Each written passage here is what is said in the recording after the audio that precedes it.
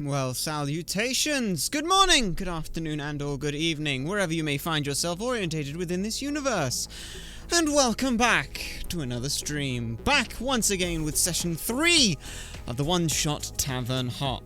Our name is Ultrasonic Blur. We hope that you find yourselves well, and if not, we hope that whatever is ailing you is easily fixable, and if not, we hope we can help at least alleviate the thoughts of those things. So, what happened last time? Well, last time we had our second session. That was very, very fun. We went through the dancing or prancing, we forget exactly which, horse, which was rather fun. We got ourselves a bit more situated and familiar with the whole socializing aspect. We'll admit it's new and difficult and interesting, but we definitely enjoyed the situation. We went with a bunch of, well, sort of everyone and anyone you could possibly imagine at that point. We also, as well, may have got a little competitive, and we may have gotten involved in a riddle competition in the evening, which we then thoroughly won because we're just that good.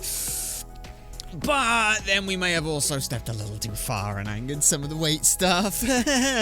Thankfully, though, nothing too untoward came of it, though we are now level 3, which for Swift Wisp does give us quite some interesting things. If we go ahead and have a look on character, spell that correctly, you'll see that as Swift Wisp now at level 3 means we are a little bit healthier, which is quite nice as we get some more hit points to us. But the big one for us here is our roguish archetype, and for that we have opted to go for more of an inquisitive look, especially seeing how well that fit with everything that we've done in the previous episode. Now what this enables us is a couple of fun little feats from the traits. So we now have an ear for deceit, which means that whenever we make an insight check to determine whether a creature is lying or not, any roll that is a 7 or lower is treated as an 8, which is, again, not too bad. That definitely helps with things. We also as well have an eye for detail.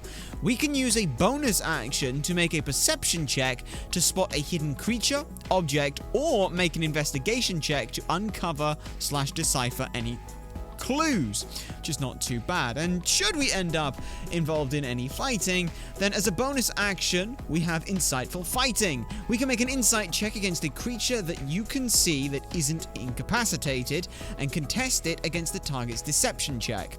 If we happen to succeed, then we can use our sneak attack against that target even if we don't have advantage on the attack roll, but not if you have disadvantage on it for 1 minute until you use this feature against a different target. So, we got some very interesting stuff available to us. But where we will be taken this time, we do not know. That falls to our dungeon master, Mr. Castleford. Are you ready for us, Mr. Castleford? Yeah. Alright then, so let's go ahead and jump on over and welcome ourselves back to the world. And here we... Oh! There we go. Small brain fart. The stage is yours. So, from the last time we were together, we were at the Dancing Horse, and we were just leaving. Mm-hmm. I guess Val had thankfully already gotten provisions for his 2 ferrets, Duke and Chancellor, and that was the only big thing he was worried about before leaving. And so after you spend the night at the Dancing Horse, you 2 head off for the next place, which Val says is called the Teapot Temple. And Okay. as you're traveling down to the temple, he describes this lovely place that apparently is just as in tune with nature as his home treetop tavern is. So he's very excited to go there. For he, as a wood elf, has an absolute love for nature in all its different ways, and is curious to see how this one is in comparison to his home. So you take about a day and a half to travel to this place.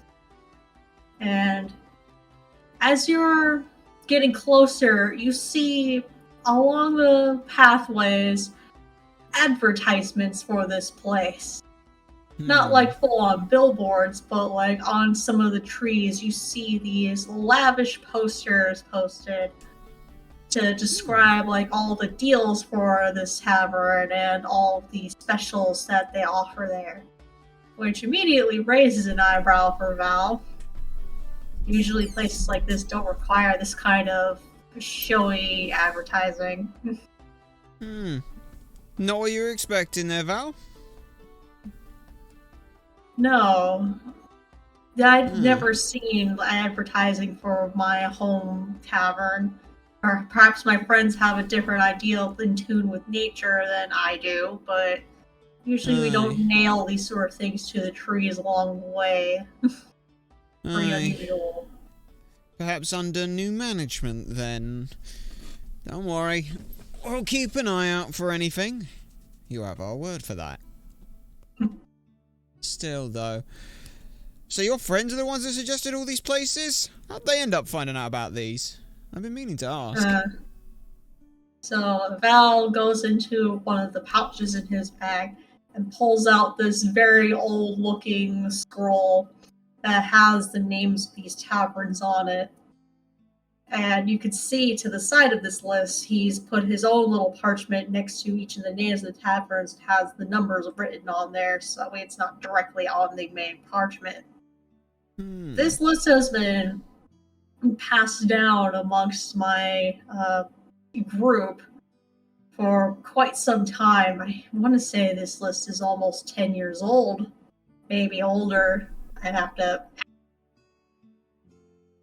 Yeah, my leader gave it to me, he says. It's like, you can tell he's holding back on, like, accidentally using names as he's saying this, or titles, per se. Yeah. Well, we don't need to press too much. And like you said, it's on the way, so we'll stop off. But what kind of things should we be expecting? Well, according to your friends, at least. Well, from what they told me, it's beautiful gardens and a place more so of worship than necessarily of, like, drinking. Which kind of vibes with me a little bit more than, you know, your average rowdy bar.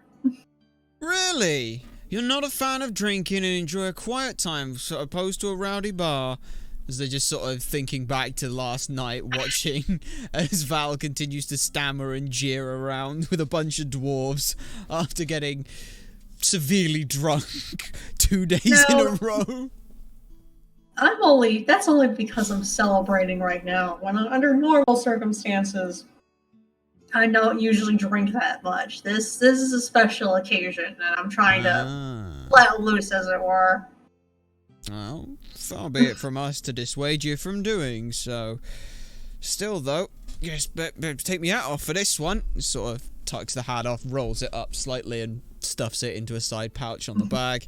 No, just to be courteous and all that. Still, though, some of the specials do catch my eye, must admit. I guess we'll get more detailed when we get there. And as you continue walking further down the path, you could see very ancient-looking cobblestone and the mountainous hills and sort of a little mist as you're going along. It is starting to get somewhat dark. The sun is just starting to set. I sort of lean over and say, "Want the same thing as last time? We're going together. It's fine either way. Don't want to make things... last time probably works best. I actually like that method a bit more." Aye, understood. Well, like I say, give me 5 minutes or so to case the joint, as it were, and, well, we'll be on our way then. And again, if you need anything, just do that wonderful griffin call of yours.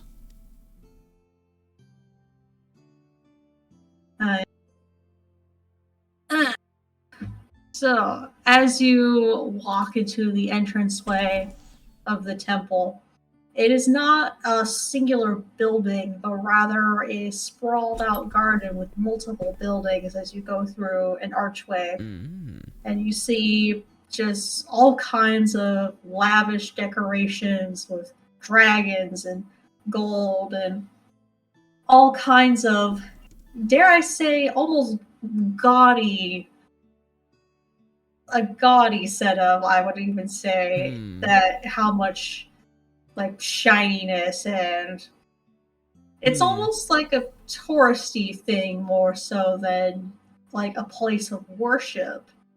You could see much more of those advertisements posted outside of each of those buildings.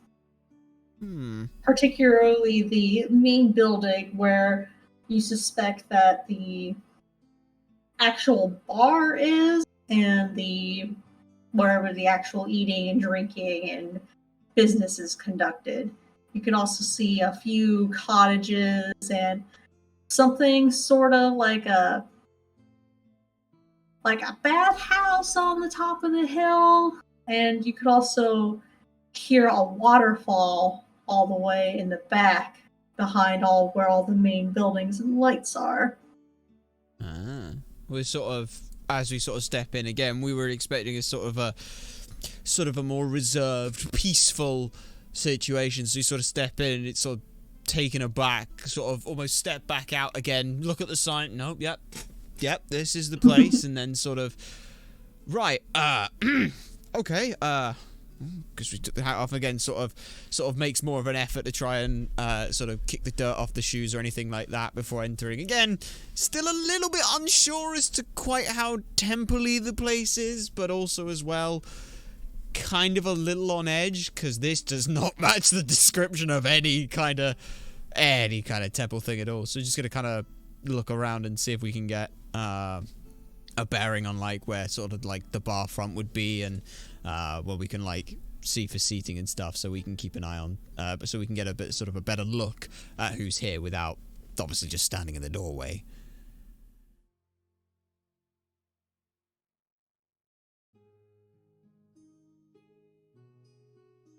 There's a set of stairs that goes slightly down into this little pond area, and that branches off to each of the particular buildings. The main building is off to the left, and the cottages and the bathhouse and other smaller buildings are up on the center and the right. Is there a particular building you want to go to first? We're not in need of the bathhouses, so we'll stick to just straight go towards the main building. We sort of notice the steps, look down, sort of trot down towards them and things. Again, just taking in some of the sorts of sights, trying to see who we can see, if there's anything, and then sort of recognizing the building that looks most like a main thing. We see some sort of bathhouse stuff, and we're like, nah, it's not that we need it for that now, so just head on straight to the main building and things. Okay. Down the pathway to go to the building, the entranceway. Right.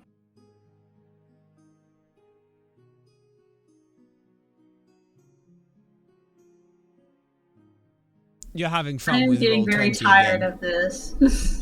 You're having fun with Roll20 again. Yes. Okay, so you're walking down the pathway.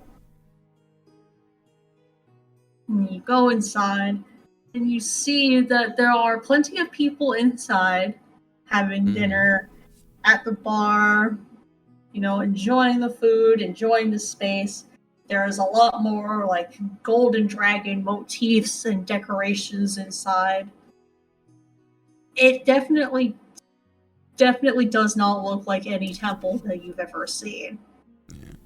Yeah. We're just gonna sort of, again, keeping sort of a tentative idea, but make our way over just towards the bar, to sort of like any bartenders or anything would be, so that we can get a drink, because, yeah, I mean, with all the advertisement and stuff, they better be bloody good, but B, see if we can start needling some information about what's going on here, because after everything that Val have been droning on and on about, oh, it's in touch with nature, it's spiritual, they don't do lots of drinking, this is yeah, this is gaudy and tacky almost.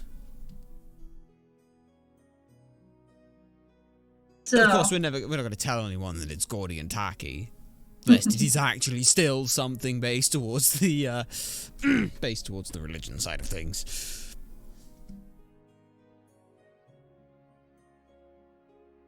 So where exactly would you like to go at this moment?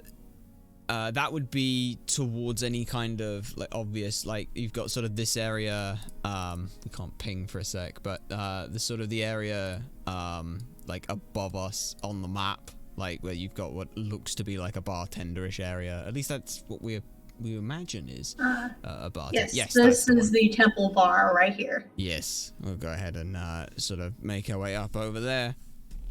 And just sort of try and flag down a bartender.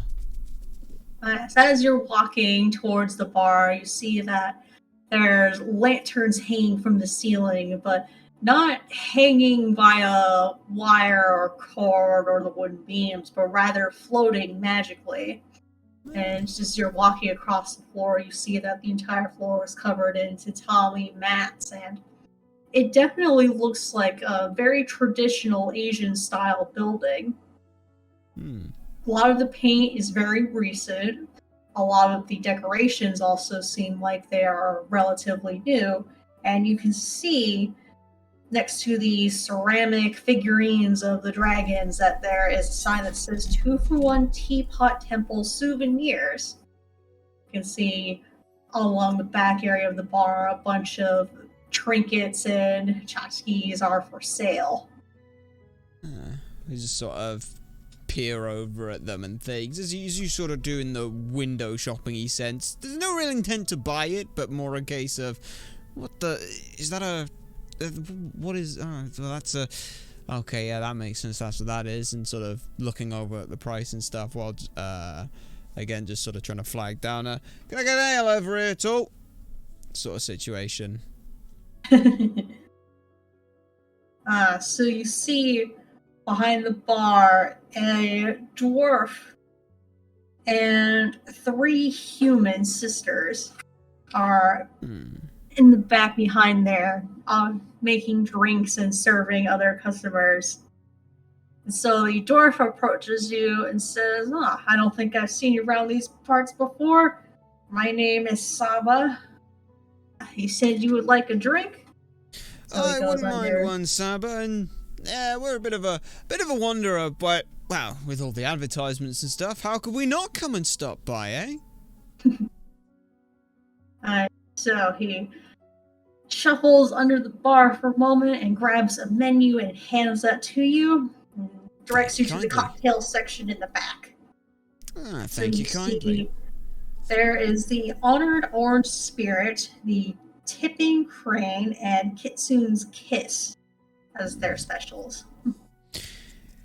We'll take the Tipping Crane. For no other reason than that's the first one we could remember the name of. So, as you say that, Saba brings out a martini glass and in a shaker adds some lemon juice, sugar, and some warm rice wine to it, gives it a little shake, and pours that into the glass that is rimmed with sugar. And there's a little folded paper crane gently placed along the edge of that glass, and it is served to you. Oh, thank you kindly. So you sort of, again, sort of lift that up and give it a little swirl and things, just watching the crane go, and then just sort of take a drink. Uh-oh, you're looking up stats of what happens now that we've taken this drink. Oh good, no, it's not that. We just have sudden envisionings of us blacking out and being stuck in this tourist trap now. Several gold pieces lighter. No, that's just me making the thing for Val. Ah, gotcha. Yes, he is slow to approach as he's trying to give you some space behind you. And as he walks in, you can see he just has this dumbfounded look on his face. He's just staring, just mouth agape, not even hiding in his shock. Yeah, He snaps out of it for just long enough to, realize that there are a decent number of people here. It's not as full as the Dancing Horse was, but there's still quite a few travelers who are enjoying the space. We would, again, while we're taking this drink and things, we're just trying to do like we did before, where it's a case of, okay, who's where, who's what, who, and who could potentially be a threat. Sort of a threat, like a 3-point threat assessment situation.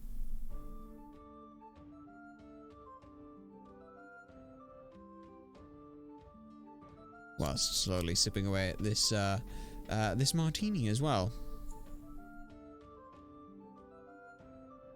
Takes a seat further in the back away from the bar. And one of the 3 sisters approaches him and offers him a menu to be able to order from there. And so Val is taking a look at that and doing a better job this time at not looking at you for any sense. He's getting a little bit better about being subtle. Yeah. And obviously, looking at how gaudy this place is, I'm sure he's got more than enough to be looking at and staring through. Yeah, we just sort of again finish off the martini and stuff, and then try to strike up a little bit of conversation with Saba at all. So correct me if I'm wrong. I heard a while back, before traveling to these parts, there was a temple around here, supposed to be here, but well, far be it from us to impede on any religious folk, but this doesn't seem much like a temple. Cool. And it is actually quite an old one, too. But these changes that you're seeing, as he kind of looks and gestures towards these souvenirs, are more of a recent addition from the person who now owns this place. That would be a Takune Golden Scale. He is our dragon-born employer, and I don't know exactly where he's run off to at the moment. But he's probably helping with the other guests in one of the other cottages. But this place has indeed been a place of worship for many years. Although not so many folks who come here exclusively for worship come by as much anymore. It's a bit sad. So it would be a terrible shame for a place like this to go to waste. Can't imagine why, as we sort of look back over at all this gaudy, tacky, golden trinkets and this new sort of attire for towards the place. Still, though, tavern-wise, it's not too bad. Then again, what Dragonborn you said it was? Probably explains the gold, eh? You know how dragons are and all that. Sort of lightheartedly jeering.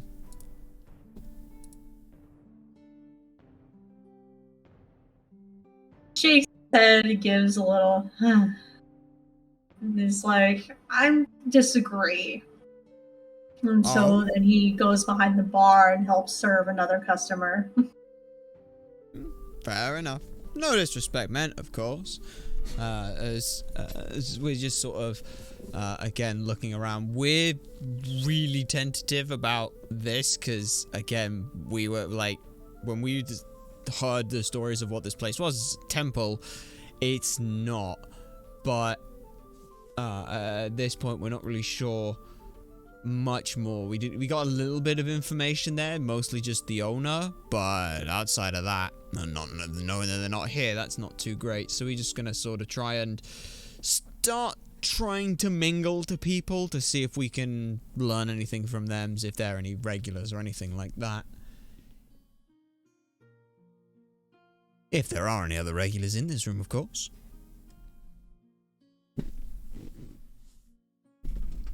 An unusual sight that you see in the back of the bar is a interesting looking fluffy creature, sort of a dog, a raccoon.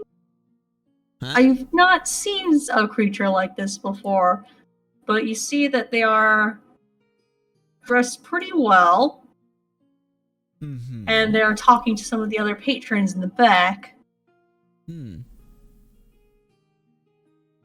They don't seem to be so unusual in this place. In fact, they seem like they might work here, perhaps?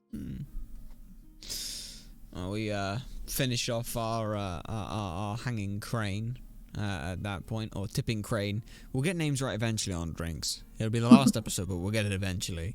We just sort of finish that off, sort of push that further away from the edge of the bar, and then sort of, okay then, as we should try and approach towards them, with the express intent, of course, of just needling them for as much information as possible. Actually, I'm curious. Go ahead and roll insight. I don't know if you recognize what this creature is. Okay, insight. Just a straight insight check? Yeah. Okay, insight. Where is our insight here? Insight is just a d20, so roll 1d20. It's slash roll 1d20. 6! Okay, that's a no. This creature is foreign to you. Fair enough. We'll go ahead and approach. Trying to be casual and not making it look like we have an agenda, however looking like that looks. We're not exactly sure. Yes. So this creature is about 2 feet tall, so a bit shorter than you. It's about half our height. A bit They shorter. seem to be carrying or somewhat rolling a large barrel of what you assume to be alcohol headed towards the bar. Good evening, sirs. Apologise for the interruption. New around this part, so swift with short shadow. Just wondering who you might be.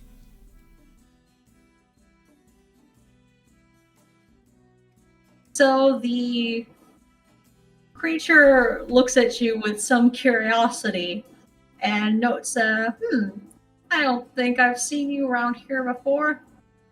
What brings you to his temple? Well, we happened to be passing by, travelling through on our way, and saw the advertisements, as it were, and, well, we thought it might be worth having a look in after all. Though, wouldn't exactly call this place a temple, not given the, attire and all that.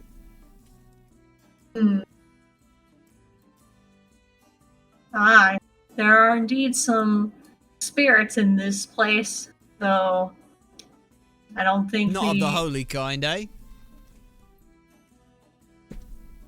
It's a pun on spirits like alcohol.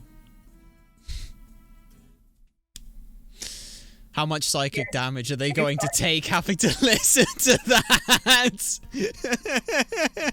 Oh, no psychic damage necessary. In fact, the creature gives a little bit of a chuckle as you say that. I know we were And thinking that one of the says, lanterns had name's fallen off. Warai. And it's like, and I'm not sure if you've seen a tanuki before. I see you eyeing my stripedy tail.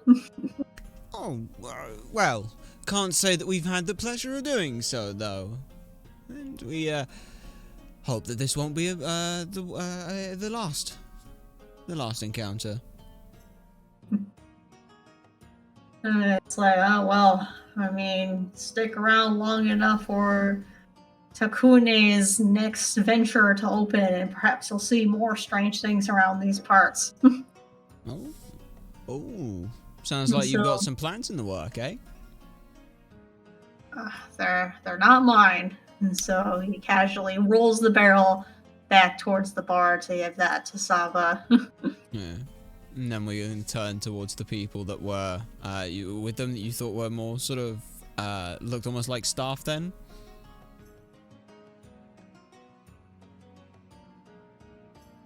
Your usual deliverer for your spirits then?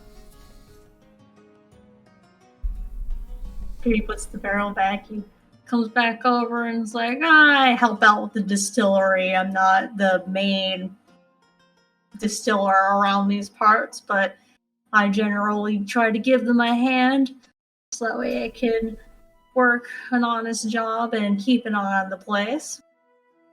Aye, fair's fair on that one. So As you hear that, you hear a bit of a yelp from one of the 3 human commoners as a fake spider is attached to part of the barrel. Rye gives a little chuckle as that little yelp goes through. He's like, might also play an occasional prank or two, just for fun. It keeps the place lively and keeps the workers on their toes, I suppose. Still, though, you mentioned this place was a temple. I spoke with Sabbath at the bar and things, said these were new renovations and stuff. Who's new then?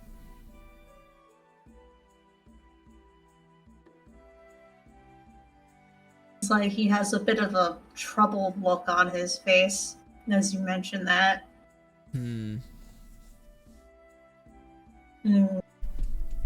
But it doesn't seem like he wants to say anything specific, though.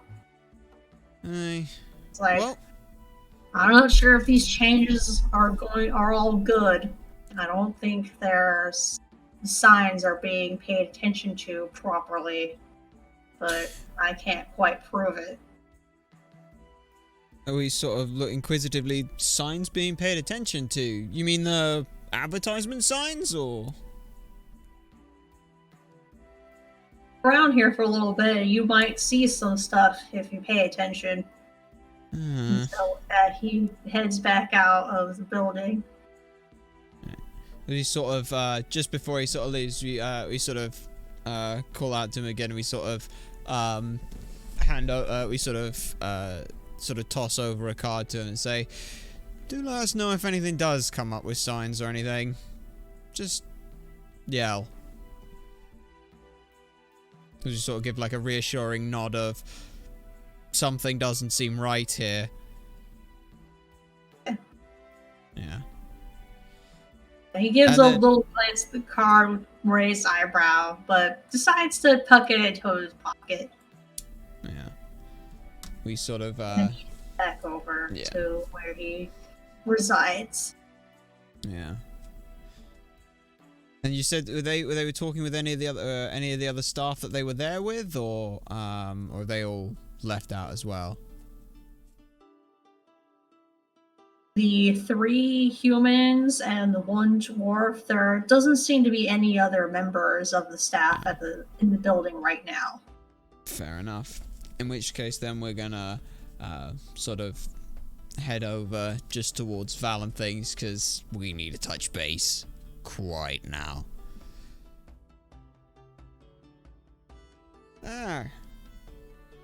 Evening, stranger. Evening. Aye. At that point, like, immediately, I'm just gonna basically sort of do like a glance around, see if there's anyone within earshot, and then just immediately drop the pretense. Alright, what the fuck, Val? This is not a temple. Say. Yeah. Like, it says Teapot Temple on the sign, but... Yeah. It's just been we've spoken a little bit. Apparently these are recent changes and things, and something about signs being ignored. And I don't think they were talking about the advertisement signs. So don't, at this point it's literally, don't get plastered tonight. Alright? Like, have a few, but please, as many as you can count on one hand. Just because this is a bit tentative with stuff. We're not actively trying to look for trouble, but we're obviously trying to keep our noses out of it. Thanks. Yeah. Well, Val is certainly in agreement that this place probably isn't quite what it used to be. He still says that, tells you that he wants to stay. He said, alright, fair enough, fair enough. I'll go look into some rooms then for us if possible. I'll be back later. And again, scream like a griffin if you need me. And yes, we are going to bring that up as often as possible, for as long as possible. Because it's... So yeah, we head back over towards the bar side of things. See if we can't grab another drink, and also just inquire about rooms and things at this place. Go ahead and make a couple of things. By all means, do so.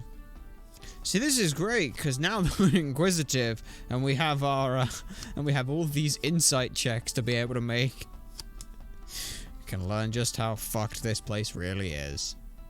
Because it sounds like it's gonna be. Hey, at least we get to add arsonist to our list of things for at the bottom of the of our business card. Pardon? What? Nothing. Oh no. Well, obviously, it wouldn't be intentional. Gracious. It wouldn't be. We would never do something like that. We'd just burn the tacky stuff. Oh my goodness. Okay. The fire will decide what's burnable and what's not. Alright. So, I'm guessing you reapproach Saba and inquire about the rooms? Yep. So yeah, he tells you that there are an abundance of cottages that you and whomever you're with can stay at.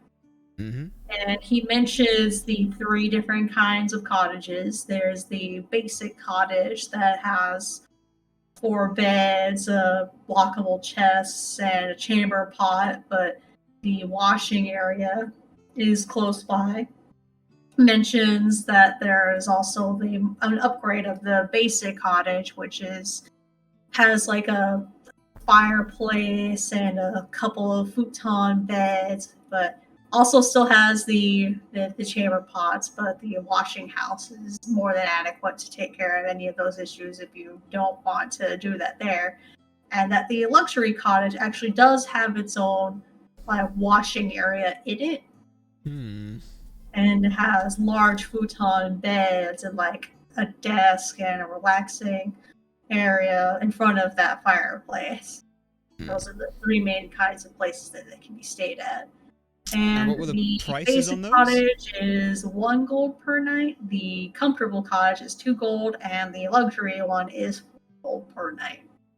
We'll take the comfortable with 2 gold at that point, because it gives, obviously, not having a washroom to our own room means that we obviously have reasons to be able to leave, and being able to leave means we accidentally get lost and don't end up there and get to poke around places.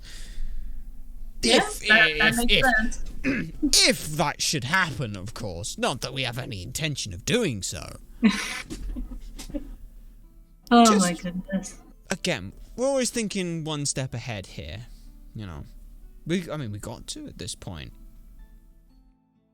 Yeah, we'll take that and things. And ask if it's possible to get 2 keys. So, after you hand over the 2 gold pieces, he hands you 2 keys. Thank you, Colin. They look like regular keys, except for the fact that they have like red tassels and are probably plated in a gold-looking substance, but a little bit of it has worn away at the handles. Interesting. We'll just go ahead and quickly mark off the 2 gold before we end up forgetting and having to do all this calculations after the session. But we'll go ahead and do that, so that takes care of that. So yeah, at that point then we just head back over towards Val and sort of present one of the keys, just saying it's a comfortable spot. No washroom inside, but, you know, gives us more of a chance to get to see the place a bit more. And we sort of, not quite wink when we do it, but... That's not like haven't gone without a fucking bathroom for prolonged periods of time. I'm sure. Either way, might be worth trying to read into some of this. I don't know. Can't call it an intuition or a hunch or something. Just something doesn't seem right here. And it's not just the decor. But ultimately, it is your call on things. We're more than happy to just let this go, but say the word. Yes, as you're talking to Val, one of the human commoners brings over the food and drinks that he ordered. So you see that he has some tofu squares. They're golden fried with red hot tempura sauce, and he ended up getting the Kitsune's Kiss drink, which is a very fancy looking vessel of an alcoholic beverage. It looks like a fox head, and it is drunk from the snout. He was quite intrigued when he saw that on the menu. It is a mix of oolong tea and rice shochu. And he was told that it is made on site, so Val is quite curious about the distillery that he overheard you and Wari speaking about. Yeah. Oh, well, someone's gone luxurious, it seems. Well, like you said, you're celebrating. It's a celebration. I want to try all the best things at these places. Aye, understandable. Well, like I said, I'm gonna go see if I can't needle any more information out from any other patrons and things. Enjoy your food. Are you gonna order? Sorry, what was that? Are you gonna order anything?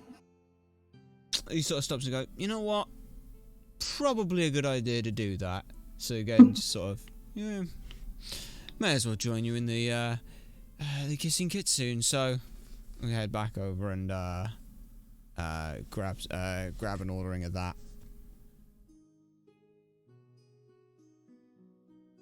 So were you interested in any of the food on the menu as well? What menu was on the food? We don't actually know what was there. He never said. So you see that Val ordered the golden dragon squares. So that is a tofu. There's also kawa skewers, which is marinated chicken that's fried and served with a variety of dipping sauces, recommended with some beer.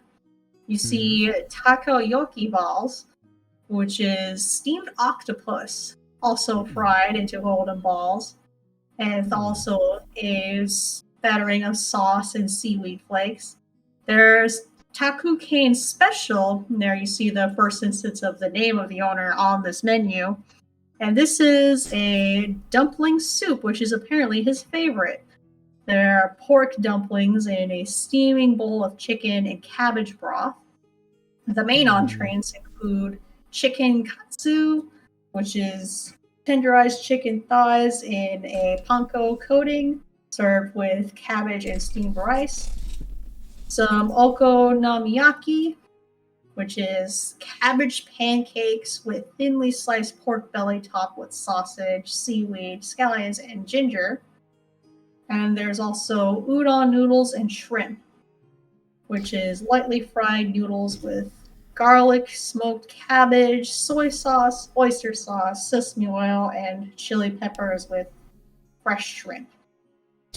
We'll take the owner's special on that one. It seems you can tell a lot by the favorite foods of a person, what they're like, their characteristics. So many things you can read, practically an open book at this point, just by seeing the dish. Of course, that's all complete bluff and bluster, but some part of it's got to be true. It will be true if you say it enough. You beckon to one of the human sisters and tell her your order. And so she writes that down and looks at Val as he's drinking from the fox snout and says, "What does the fox say?" And Val looks at her with curiosity and she says, "Oh, I'm sorry. Do you want any more of your drink?" And he says no, that he still has plenty, and thanks her. Try not to chuckle. Confusion. Yeah. So I look back. Coded messages between you two? I've never heard that before in my life. Aye, I'm sure. I'm sure. Still, though, don't forget, you are betrothed after all. Place, Val muses to himself, trying to change the subject. What was that again on the subject change? Quite a few of the foods here seem to be fried. It's very much, I don't want to say carnival, but that's the first thing that comes to mind. It does seem to be a strange place. The only thing I really know is the new owner's Dragonborn, which, far be it to say about dragons, but a lot of gold, a lot of dragons, frying a lot of stuff. Kind of get that image. Can't help but not. It's not intentional. Val's giving you more of a look of disdain as you're saying that. Hey, look, far be it from me to tell a dragon what to do, but, you know. You know Dragonborn aren't dragons, right? Well, like, I know it's a little in the name. awkward at times, but it's not how that works. Yeah, we know. Still, though, could have fooled me with this place. Oh, yes. As you two are talking, the human brings you your foodstuffs and your other drink. And she asks, Val again, what does the fox say? And this time he says, I would like another, please. And so she takes that little pot and brings that back towards the bar to refill it. Fair enough, fair enough. We'll go ahead and start tucking into the food then. And the drink as well.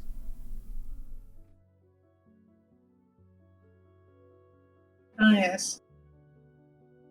Clearly, whoever is in the back of the kitchen is doing a fabulous job with the food. The tofu is fried to perfection, and the sauce is fresh and spicy. Your soup, you can see exactly why it's his favorite. It is delicious beyond words. We're kidding about the sensually soft dumplings as they are described in the menu, for they are wonderfully soft as you eat them. And the chicken and cabbage broth was realistically made on site. Probably not in a day, but over several hours as a proper broth should be. Well, tell you what about this place. They got attention to detail. Good stuff.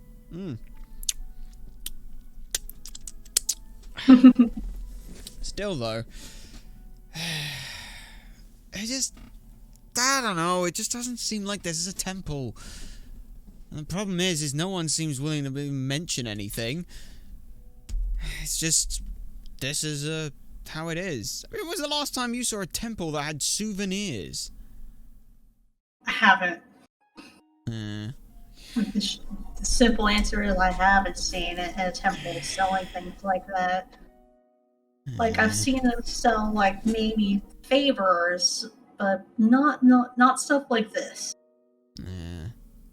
Well, I can imagine a 2-bit con artist selling off protective warding charms and such like this, passing off as a cleric, but this just seems too grandiose on such a large scale, and no one's batting an eye.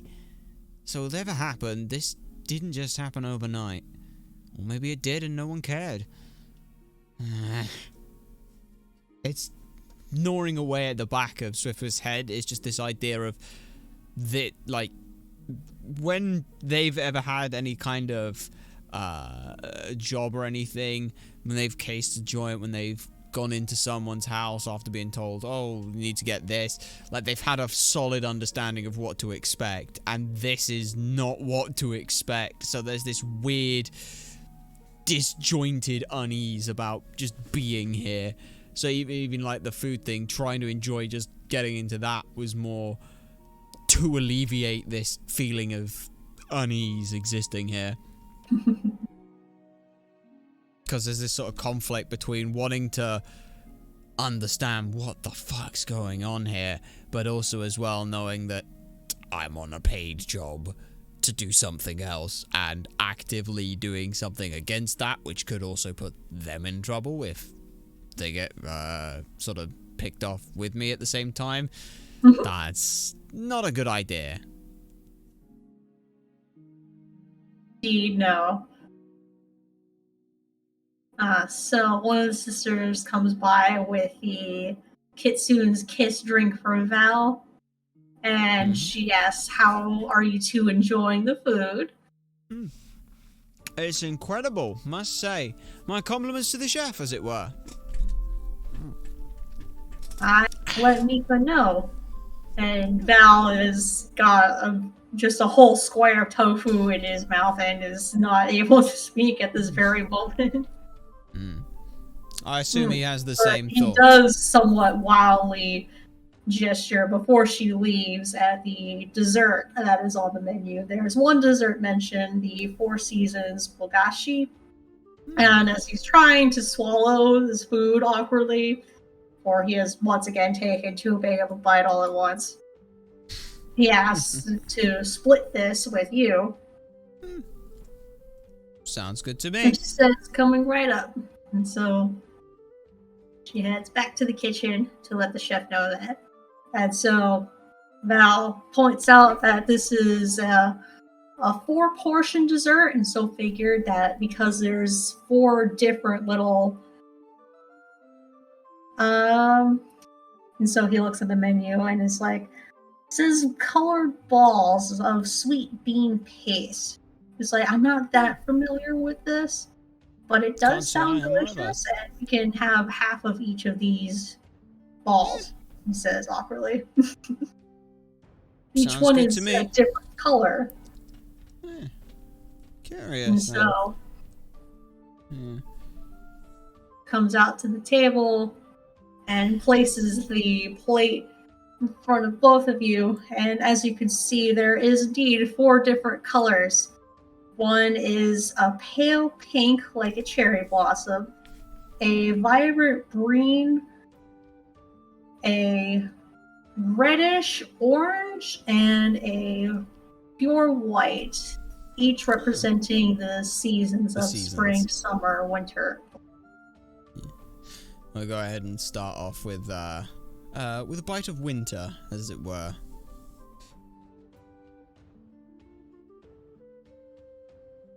The sweet bean paste is very delicious.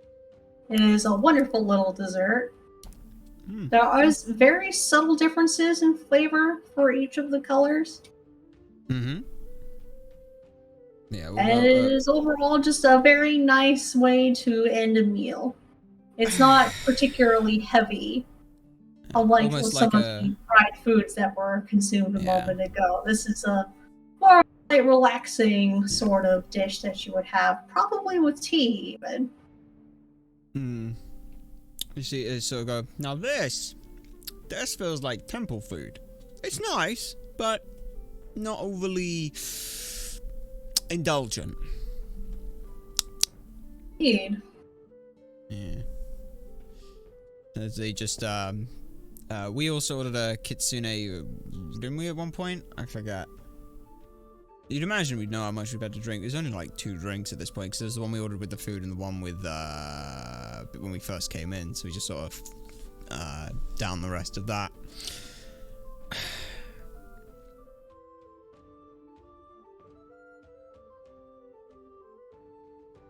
Sister comes back with your kitsune, then apologizes for that taking a moment.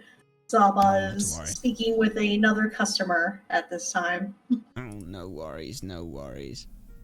One thing out of character real quick. Could you take your noise gate on Discord and just turn it down a little bit? You're cutting off ever so slightly at the start of your sentences.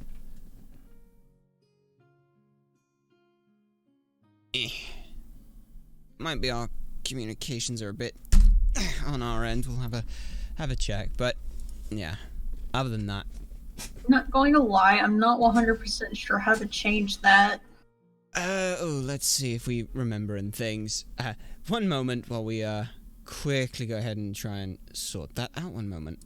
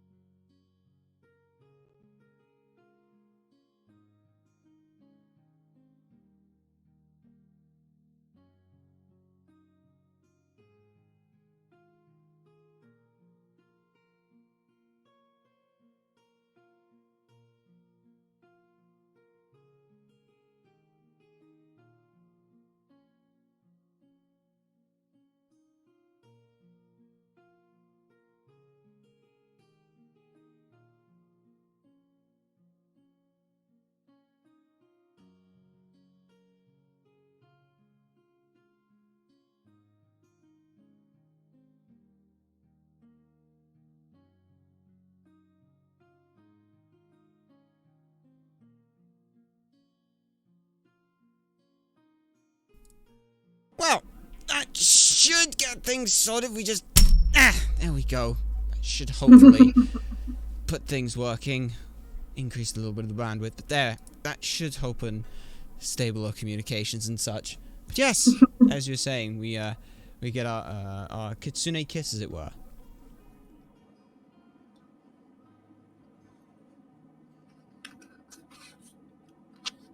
And just go ahead and sort of ask, well, I'm sure we'll find out what the fox says shortly. Still not quite sure what that means, but we'll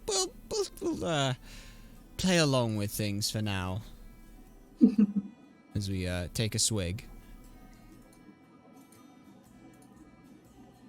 Which we fear what's going to happen when we take a swig.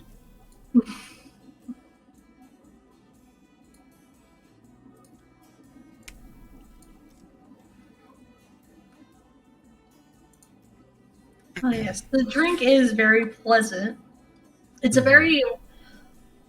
It doesn't suit the container it's in really at all. Or as Val already mentioned, it is a mix of oolong tea and rice shochu, which is good. And really the only thing that gives it that flair is the pot that it's served in itself. Not bad. Wouldn't probably have it again, but not bad. Can see why you like it, though. We're drinking from the nose of a fox, though, Val says, looking at the pot curiously. Yeah. Not really sure you're supposed to call that a kiss either. Then again, wouldn't exactly know going around kissing any foxes. You had any experience in that regard? No. Not like that. You know, I've been hung out with foxes. There's a quizzical cute, look I'm not gonna, like, put my mouth on their noses. There was a quizzical look at not like that. Trying to, at that point, we want an inside check. What the hell that means? As he puts his mouth over the snow, it's like, I'm not gonna do that with a fox. It's weird. Yeah. Agreement there. Still though, let's just sort of try and chug this drink from this thing in a somewhat awkward manner, or it's sort of lift back and drink, but you can't lift back all the way, so you have to do it in like multiple goes, sort of trying to do this thing. So I finished the drink. I said, right, well, I'm gonna go check on the rumors and things. I kind of want to poke around a little bit, but as I said before, ultimately, my job here is your safety. So I'll leave that choice in your hands. You're more than welcome to scout ahead. I haven't quite finished my portion of the wagashi yet. Alright, fair enough. Just keep your ears out for any griffins. As we, Hey, I'm the one doing the calling this time. And so we're gonna go ahead and, have a little look into the room. Okay, so you head out of the main building, and the pathway to the cottages is the center branch from that pool area that you initially come in. Mm-hmm. Okay. And so the cottages are in a nice little line with the nicer one being in the center. Yep, which is the one that we went for, because we went for the, we didn't go for the nicest, we went for the, middle ground.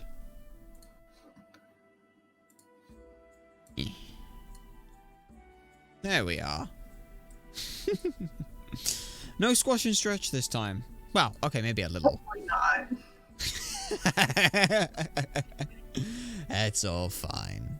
Yeah, we'll go ahead and, set some of our stuff down, but this time, instead of just sort of like setting our stuff down like we did at the dancing horse to go ahead and like put it away, we're more sort of going through like almost like an inventory check of like, all right, what have we actually gotten here? Because we're going to probably end up going and having a look around. So inside you see 2 futons on the back, and then all the way on the back wall, between those 2 futons, you see a nice little fireplace. We assume not lit at the moment? Not yet. Well, like we said, that one will play into a key piece later. How else are we supposed to put arsonist on our resume? No, that is a jest. Whether or not that happens is not up to us. It's up to the random number generator rocks. And you! We have no intentions of burning the place down. Yet.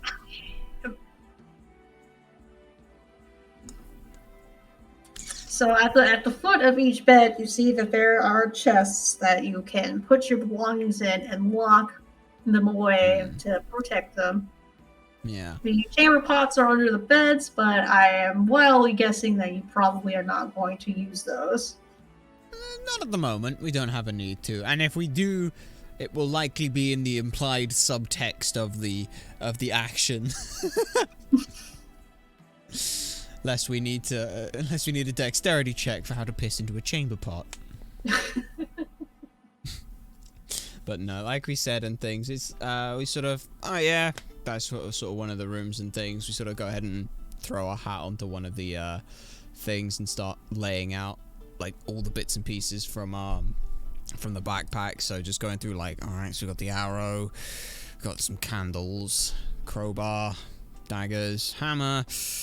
Yeah, got a lantern, don't need that. Oil, might need that. Rapier, yeah, should probably keep that on hand. Rope, can never go wrong with some rope. Thieves' tools, yep, gonna want that. Tinderbox, sort of very fondly looks at that with a glisten in his eye. Yep, alright. So he goes ahead and sort of puts away the sort of more mundane things like the water skin, stuff like that, leaves that in the room, but keeps the sort of backpack and then takes the hat off. Puts that back on. Right. Okay. The main goal, and sort of thinking, alright, we need to find out what the hell has happened here. And the only thing, the first sort of thing is thinking ledgers, thinking business documents, anything like that. That's the first thought that comes to our mind. And then starting to think, best place to find that. Somewhere that's not really relevant to the general public's use, but not exactly going to be easy to go through the bar area to find that. So just sort of step out of the cottage and see if we could see any staff-only looking areas, as it were, whilst also being incredibly nonchalant.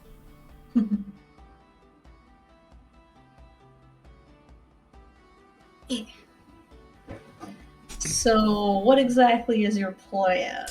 The plan currently is we want to find out as much information as we can on when these renovations occurred, what happened with regards to them, what the state was before, who the actual owner now is, how they ended up becoming the owner. Like, it's basically the business documents for, like, the ins and outs of how this place transitioned over from temple to owner of, well, the current situation. that is the general idea. So how does that go about happening? If it can, of course. Wait, what are we saying? It's D&D? Of course it can happen. It's up to the random number generator rocks to decide if it does, though. And you, of course. Not to take away all your power and agency. I imagine if you want to get an idea, you probably want to see the rest of this space first. There are definitely more buildings around that you haven't looked at. Yeah. But do bear in mind, it is getting somewhat late. Yeah. The bar is starting to settle down for the evening, and so quite a few guests are also headed to their rooms to get ready for the night. Yeah. So there was sort of the cottage area, the bathhouse area, the stairs leading back up to the entrance, and the bar area. Is that sort of the layout?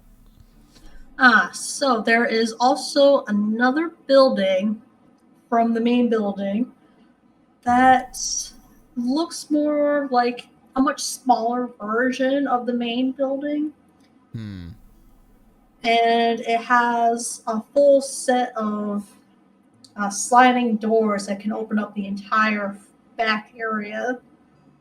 And it has more of a traditional feeling to it compared to some of the other buildings. So you don't know exactly why that building has been allowed to keep more of its traditional looks compared to the others. Yeah. That one's definitely feeling a little sus, as your lexicon would now say. So that's one There's area. also a barn-like building. Not too close to the cottages, slightly off to the right side of where they are. All right. Well. And then there's also the waterfall area behind the cottage area as well. As we sort of listen and things, we are going to do the simple one, and we're going to go... This is just for us. All right. Even it is. We're going to go ahead and... as interesting as the sort of more ornate area feels, the first thought of our brain is that area is what's left of it to register calling it a temple. This big barnish area, though, doesn't fit in theme with these nice little cottages. That doesn't quite feel, so we're going to go ahead and head towards the barn area. Okay. So you leave your room, and you head towards this barnish looking spot. And it seems to have distinctly segmented areas. Okay. Alright. We're just gonna see, is there any sort of window height things that we can see into being 4.5 foot tall? Is there any windows at that kind of eye height? There aren't really any windows in this building. Okay. And there's no signs that there could potentially be anyone in there, like a light source or anything like that? So it does have the traditional paper doors at each of these doorways, these little rectangles along the sides. And you can see that that over here in this quadrant there is a light. Okay. In the top right, as you're going around the building, you can see a very dim, maybe candle flicker in there. So it's possible somebody's in there as well. Okay. Let's see. This bottom right corner, you don't see any signs of any light at all. Nor do you see it for this top left corner. Okay. And are there sort of entrances to each of these ones? Sort of these, Yes. okay. These smaller rectangles are doorways. Okay, That was good my to know. best representation of doorways. That's fine. That's fine. Just so as long as we've got a general idea in things. And these doorways are sort of the sliding door style things, like for the other ones, Yes. or okay, we're gonna very tentatively in let's go with bottom right, because we'll have started bottom left and we'll have done a circle around it to go through, so that would be B3.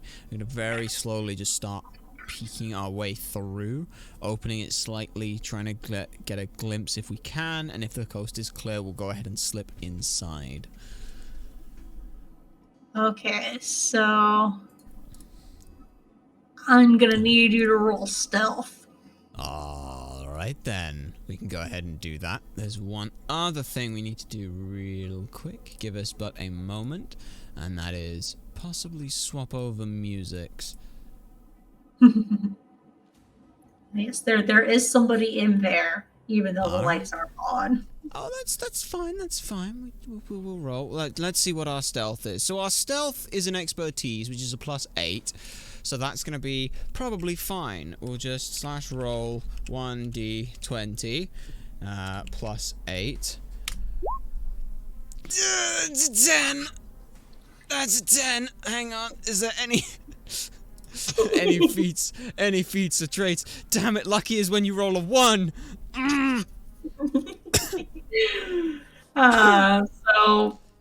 So believe it or not, you just barely squeaked by, not waking up the person lying on the futon in the back left corner area. Right. But you do see this individual rustle in their bed a little bit before turning off to the side.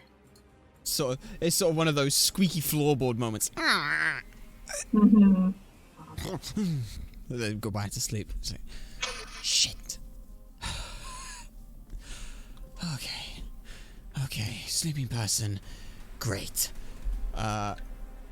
What? Like, we're gonna do, like, again, sweeping sort of glance as best we can, just to try and get a gauge of what this room is. Yes, here you see that the person asleep is a half-elf. So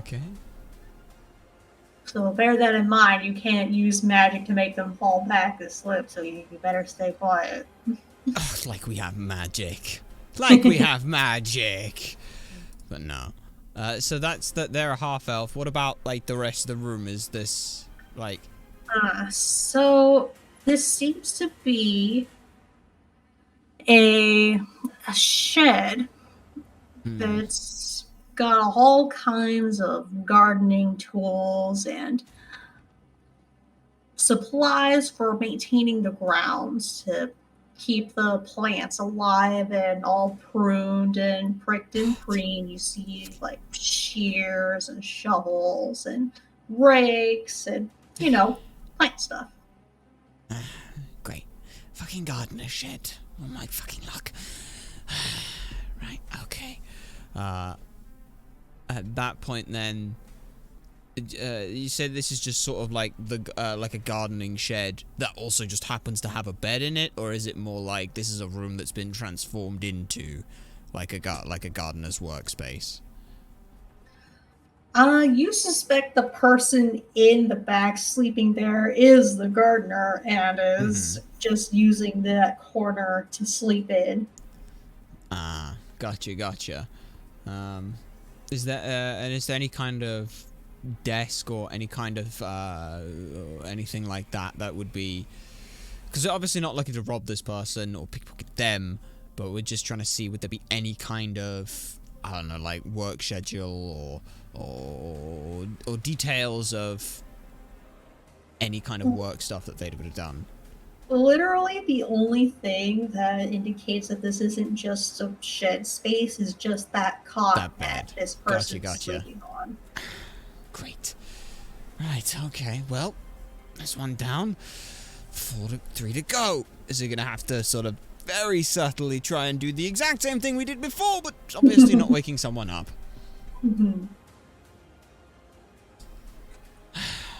And then, with that one done, we'll go ahead and head back to the other side, which had no light, which was the top left, you said? Hmm. Okay. And then, again, same idea. Slowly peek on in, see if we can't check the coast is clear. And if we can see that it seems reasonably clear, we'll go ahead and sneak on in. Go ahead and roll for stealth again. Just roll more than a 2, please. That'd be great. that'd be great. This time was a 17, leading to a total of 25. Okay, this person who's asleep in the other far corner has absolutely no idea that you're there, and is Fantastic. Not even a shuffle. Fantastic. Timing our footsteps perfectly with the snore now that we're aware that this might be something that someone is sleeping in. Just sort of every snore. Yeah, as the creaky steps go. So in, and again, cursory glance, shoof. Sort of a... What is this room? Aside from a... So this room has barrels, casks, and brewing supplies. So you could see that some of the barrels have alcoholic spirits in them. And it looks like the one that you saw Wari using earlier. The person in the corner is not Wari. There is another cot back there for them, though. But they're not in this room at the moment. Okay, so this is sort of like the actual distillery, like with the distillery equipment, or just a place that this stuff is being stored? This is like an actual distillery, but you could see a lot of stuff is also crammed in here as well. See, that's weird, because Wari said that they weren't the main supplier, but if they're not the main supplier, this is just stuff they got on here. We're gonna have a little poke through, because something's not sitting right. If you've got access to all this stuff, why are you not brewing in-house? Where else you get, like... There is brewing happening there. Yeah.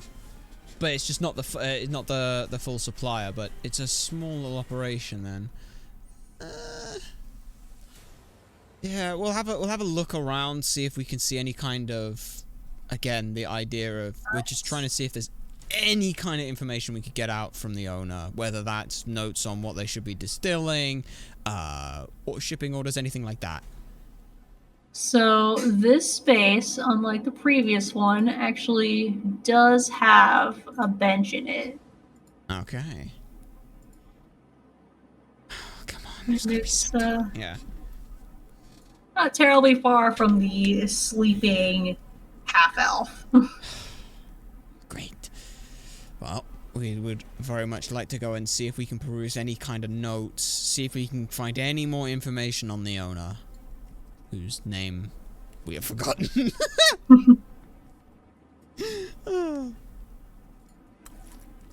Okay, we have so forgotten. Swiftwith hasn't forgotten, of course. Yeah, we'll go ahead and try and quietly sort of search the go desk. ahead and roll for investigation. Oh, we have investigation stuff. That's the wrong one that we don't need. We need this one. So our investigation is with a +3.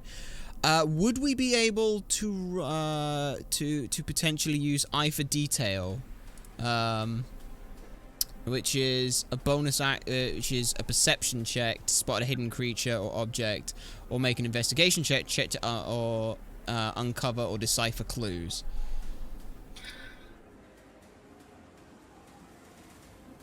Whether or not that would play into this at all, because we are rolling the investigation check.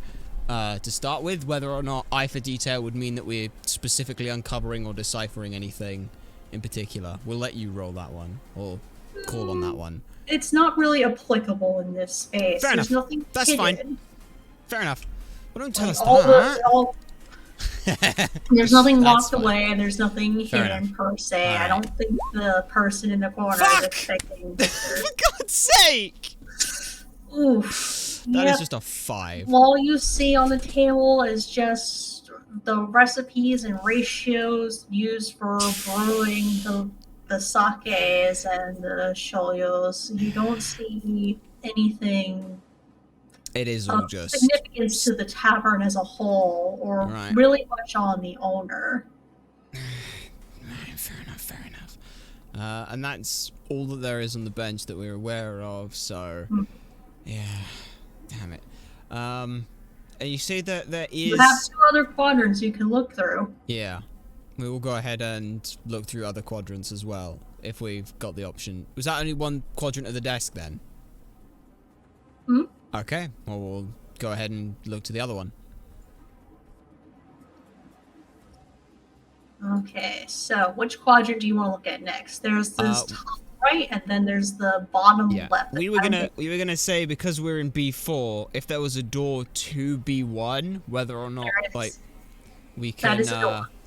Yeah, again, we're gonna very carefully just, because this was one of the ones that had this was the one that had the light on. B2 was the one that had the candle flicker. We're gonna get very, very gently just try and peek in and get a glance before we even step in. So we're gonna try and sort of shunt it open a little bit and get a glance at what's in this room, because obviously now that this one is a lit one, we can't exactly just open the door, go in, close the door, turn around and see where we are. That's a little too risky. So yeah, that's what do we see? Where are we? What is in Okay, there? so this room is actually completely empty. There's no person in there, that is, I should say. There's nobody hiding in the corners or even in this space. There is a light. It's one of the magical lanterns from the bar, but it seemed to have been forgotten there. You can't gauge, because it's magical, how long it's been lit. Okay. But there's nobody in that space. However, there is a huge mess of paperwork and files, and there's a desk and 2 chairs, and it's just buried in mountains of paperwork. Jackpot. So, what do you want to do with this papers? This one is going to be, again, sort of skim reading. Sort of phrases we're looking for is sort of deeds, sort of shipments, names of owners, things like that. Any kind of contract for renovation, anything like that goes to the idea of how this place has changed. Those are sort of like the keywords we're skimming for, and the owner's name, who we, Ultrasonic Blur, have forgotten, but Swiftwift definitely has not forgotten.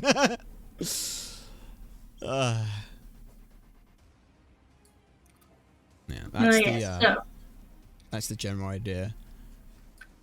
So what I gather is that you're going to investigate the paperwork. Yes, we're going to investigate the paperwork. Once again, eye for detail probably won't matter. Okay, rolling another investigation. That is a 16 leading for a 19 total. Good. This one you actually need to beat something significant. So you spend a good chunk of time going through all these papers, and these actually seem to be all about this business at the Teapot Tavern. You suspect that this mess is where all of the administrative paperwork is and is being kept. And you can see that there has been quite a lot of money put into this place. Yeah. But when you look through the records of the profits, it seems like it's not doing particularly well. It's not doing badly, but it seems to be just barely, like, breaking even. It's barely squeaking by with just getting the initial investment back. So someone's sinking an awful lot of money into this, and it doesn't look like they're doing it for profit. And is there any sort of names or anything that comes up All the paperwork has Takune's name on it.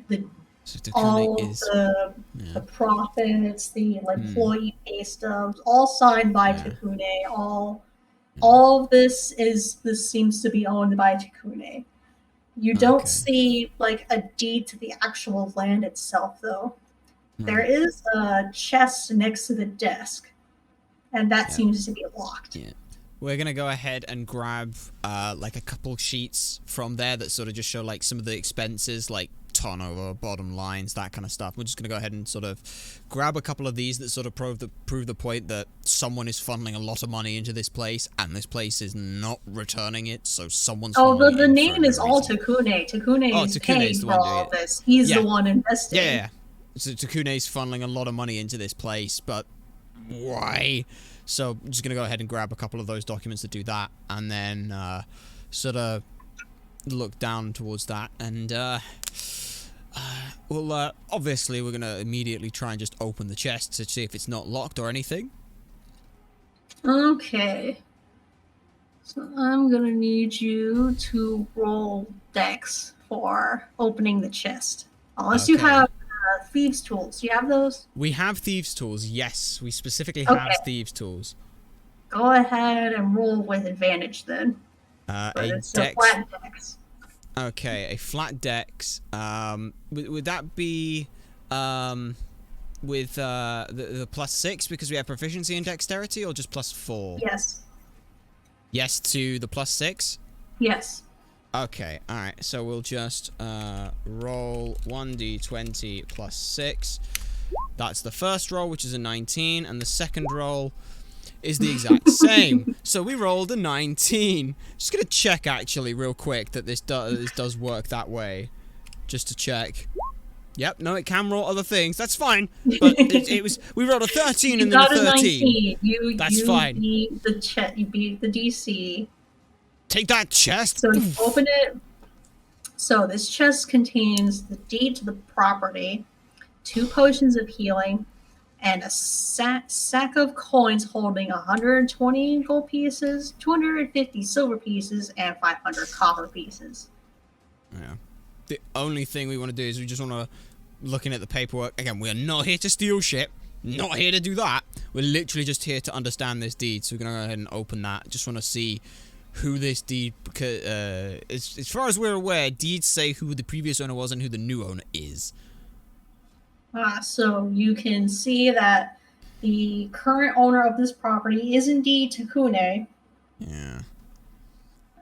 The name of the person who sold this place is not in common. It seems to be in Draconic. Damn, we can't speak Draconic. Damn it! This is where we need the we need the storyteller from last session. Hey, we got a great story for you. Burst through the walls. Where? Tell me. Oh my goodness. Yes, you do indeed have proof that Takune does own this place and he purchased it lawfully.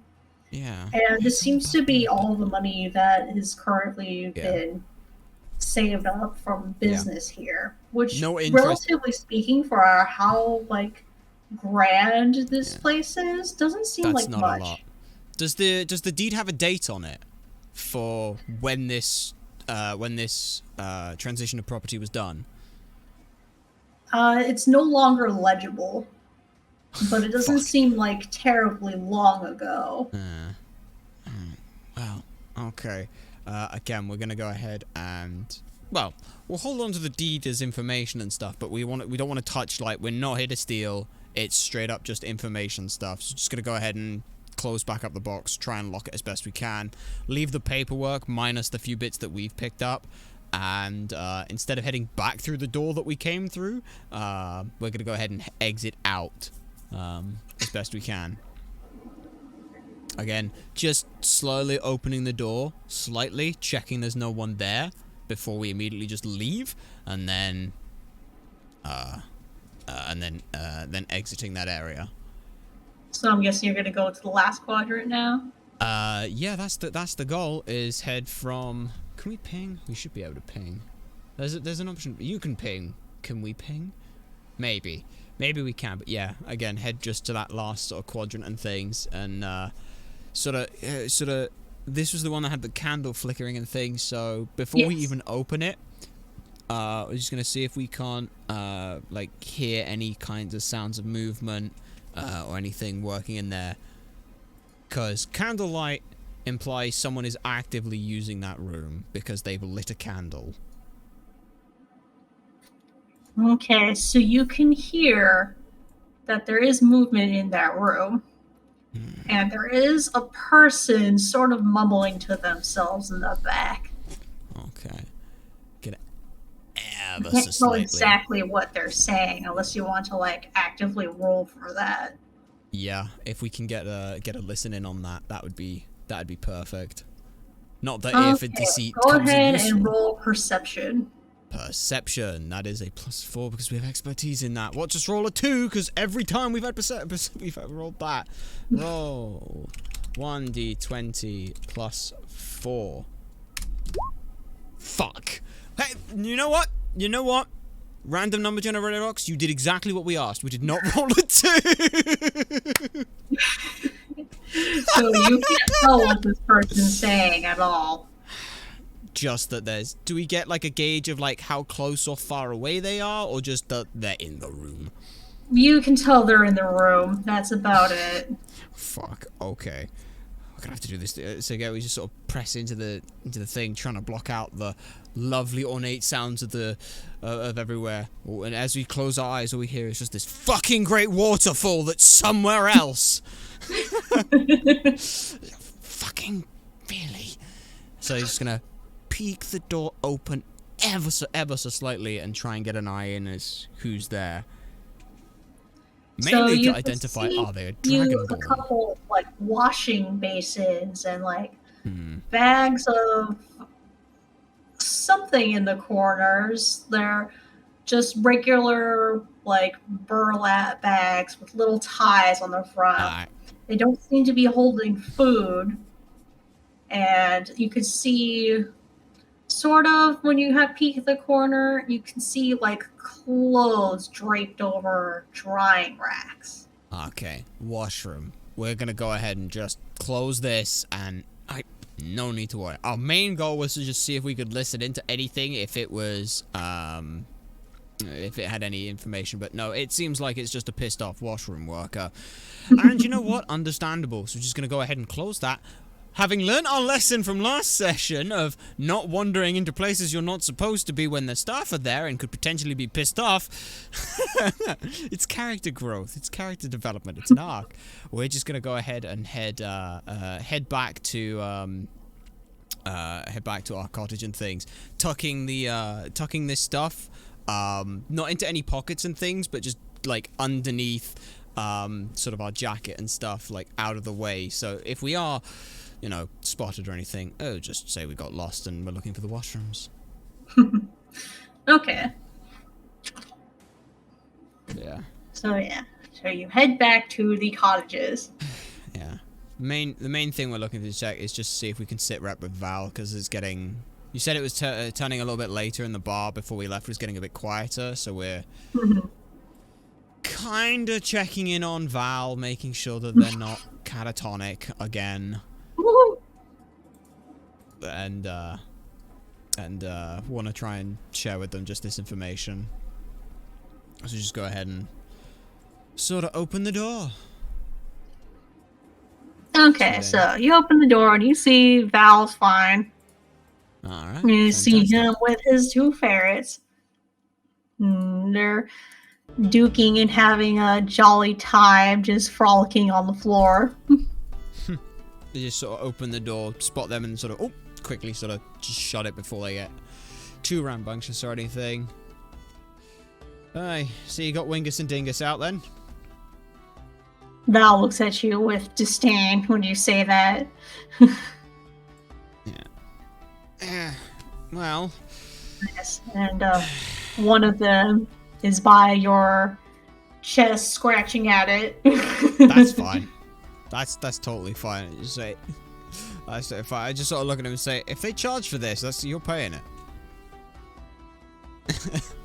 But no, running around the room being crazy fluff balls.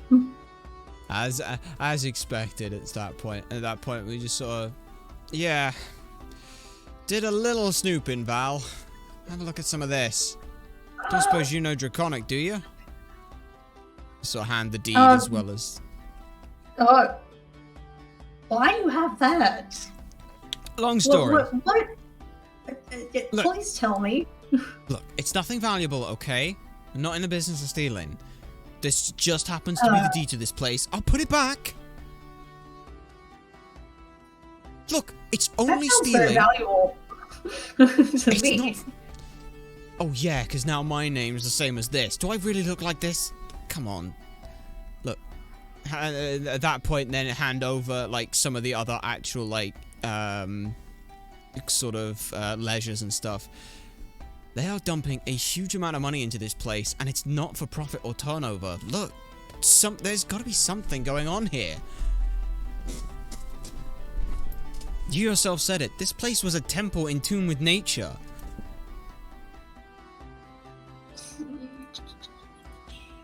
Throwing gold into a place for turning it into this? Either someone's got a grudge against what this place was, or there's something else going on here. So Val takes a look at the paperwork. Mm-hmm. Let's see.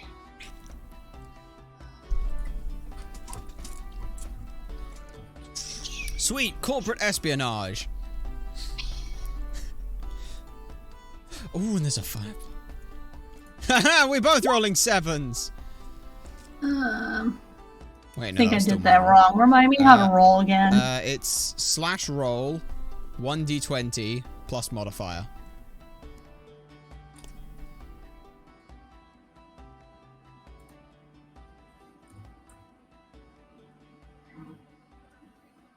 But yeah. That's the sort of general thing, is you just sort of go ahead and sort of take the backpack off and things, draw the curtain slightly, check that nothing's happening. So Val looks over the paperwork and sees and looks over the numbers, and he squints a little. What makes you think he's not trying to turn a profit? It looks like he's definitely trying to. Yeah. Let's put it this way. I put 200 gold into a place and expect a profit. I don't think somehow that continuously spending 200, and then 200, and then 200 gold to get back barely any profit seems like a worthwhile investment. Yeah, but that doesn't mean that someone wouldn't still try. Just because someone's bad at business doesn't mean that they aren't still, like, trying to make a business. So he flips one paper over, and he sees a specific name for a very recent investment. Mm-hmm. It's like, huh? Something catch your eye? Happy Dragon Gardens. Happy Dragon? Wait. Isn't that one So he counts up all of the money, and he looks at the dates of when these expenses were applied. These are the most recent things that he's put money into. I don't think that I've seen anything called Happy Dragon Gardens since I came here. Yeah. It's like, nothing like that. Maybe this is the newest thing that he's trying to open on this place, but I don't know where this is. He wouldn't change the name of this place, would he? No, this isn't enough money to change the name of the temple itself. Plus, I would imagine that the barkeep and the waitresses would have told us that the name was going to be changed if that was the case. Only if they were aware of it.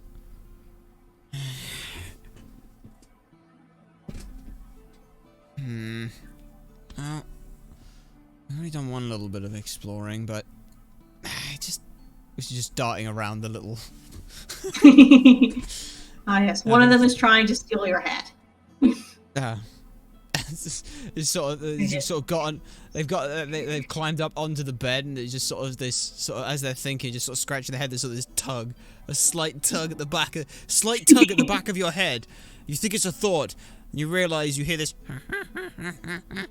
It's just a ferret pulling at the hat. Fair enough. Just sort of, I was like, oh, sorry. Yep. If you have anything like that they can physically carry, they will try and take it and hide it under the beds. Well, they got guts, I'll give them that. But no. Ah, yes, I love them for it. Aye. You know, come to think of it, now the griffin egg poaching makes a lot more sense. Yep. Nah, it's just sort of, again, sort of looking over some of the ledgers, trying to see, more of the numbers, because it doesn't make sense. Like, if you wanted to open a business and try and turn a profit on things, why would you go to all the bother with all the amount of renovations this place has done? Why not just open somewhere new and make that this place? Why take a temple? Why specifically a temple? Perhaps we should find the owner of this place and ask him, but at this time of night he's probably asleep. Well, just because they're asleep doesn't mean we can't find out answers. What? Listen, well, what exactly? Listen, do you really think that in my line of business I go up and walk to every Tom, Dick and Harry I've been asked to get information from and ask them for it? You know, I've never thought about whether or not you do that, to be perfectly frank. Listen, the law, doing everything by the book, just takes too long sometimes. And everyone else who doesn't play by those rules gets to do whatever they want for as long as they want, whilst everything else drags its heels. By the time anyone would notice, they could be halfway around the damn world if they wanted to be. So, sometimes we have to bend them. We have to bend the rules ourselves to bend them back into shape. Okay? I never said what I do was perfect. But... Okay. So, you don't have to join me on this at all. I wouldn't want to put that to you. I mean, sure, I guess I can help. Nah. I appreciate the extra eyes. So wait, where exactly did you get this paperwork from? You see the old barn out back before, away from all the cottages? Yeah. Yeah. It was in there. No one saw me. It's fine. Okay? Well, that's a relief. What, you really think I'd immediately come back here if I was being hounded? No. I Give would me hope some not. credit. Give me some credit, please. No better than that. Okay, I guess. So where do you want to look next then? Well, that's the difficult part. Everything else doesn't really feel like it'd be somewhere that they'd be. That area felt like that was staff housing, but they were nowhere to be seen in there. How busy was the bar when you left? It seemed like they were closing up for the night. You got the bar area. The only other place that I can think of is the outhouse and, well, bloody waterfall, but no one would be stupid enough to hide something behind a waterfall.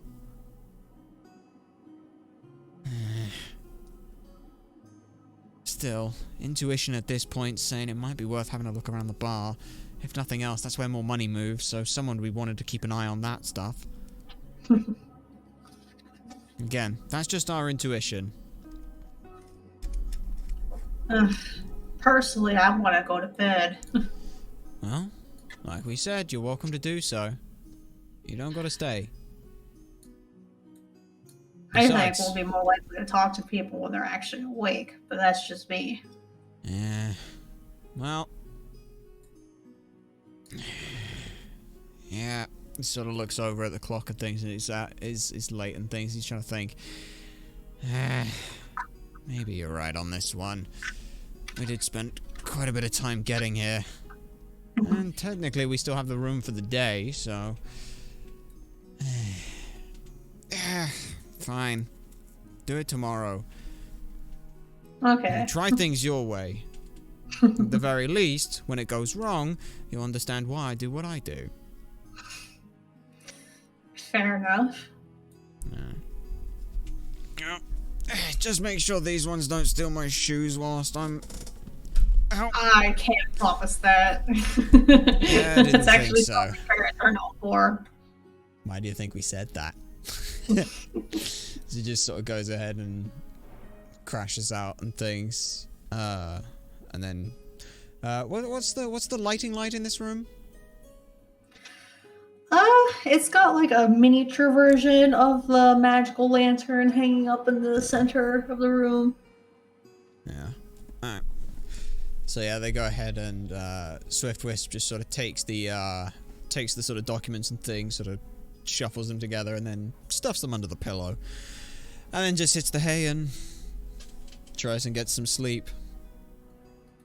Because the other option is to go back through there and show that that's happening. But if the deed is missing, that might make the owner somewhat more active, as it were.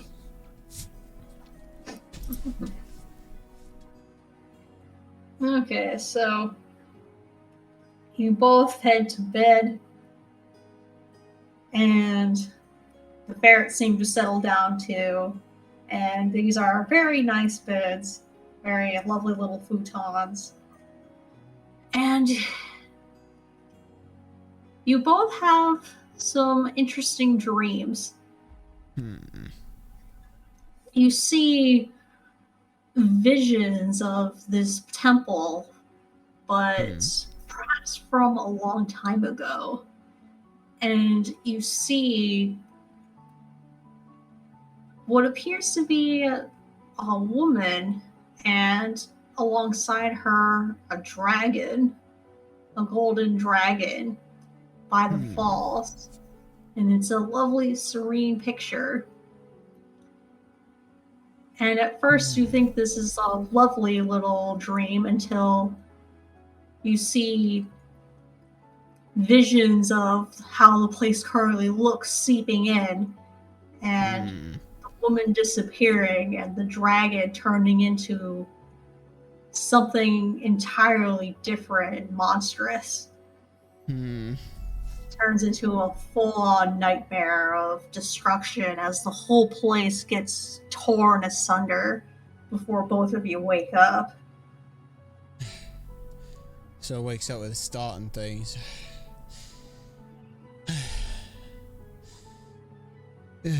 Sort of checks it, sort of trying to get a rough idea of sort of what time, sort of like how light it is outside, anything like that. Before us. The sun is just now rising. It's very early in the morning.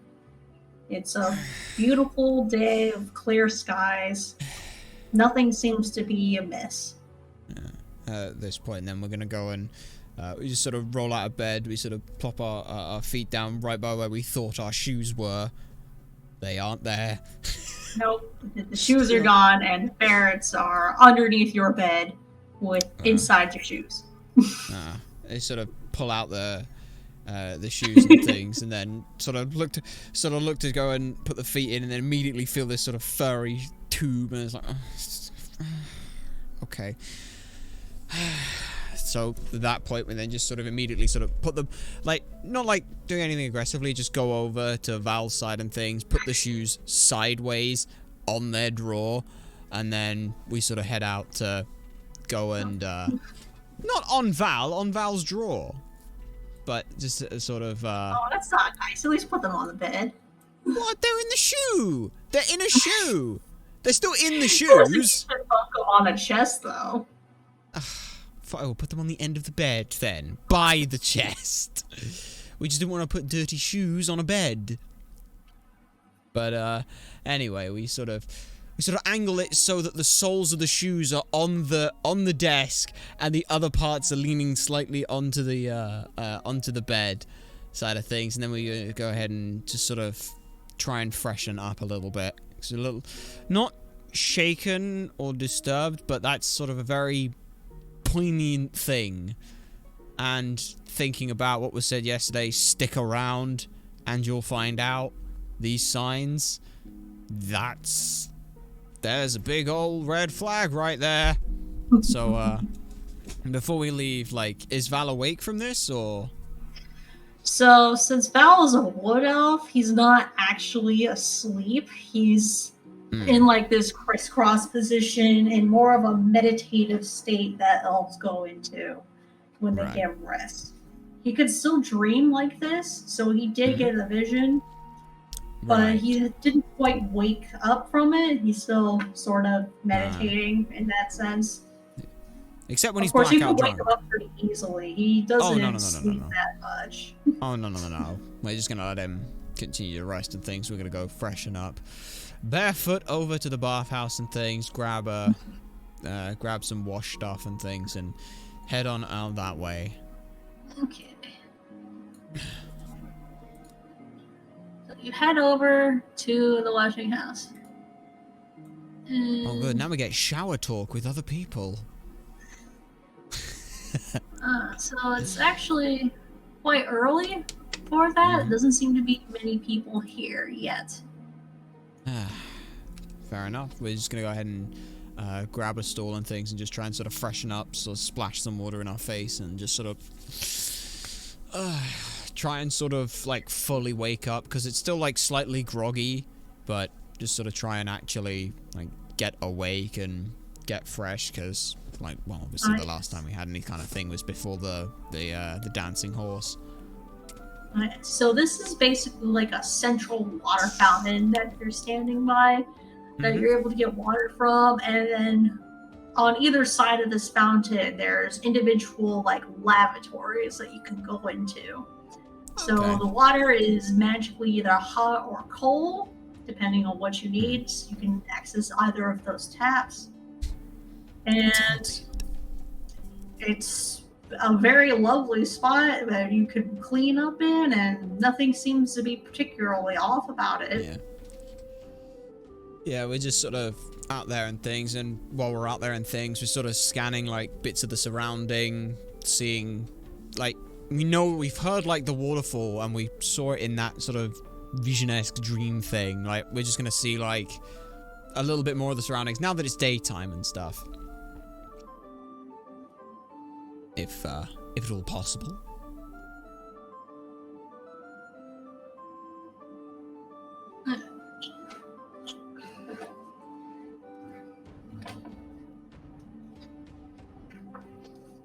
Oh yes. While you're at the wash house, you can see along the front of the fountain, there is another little advertisement.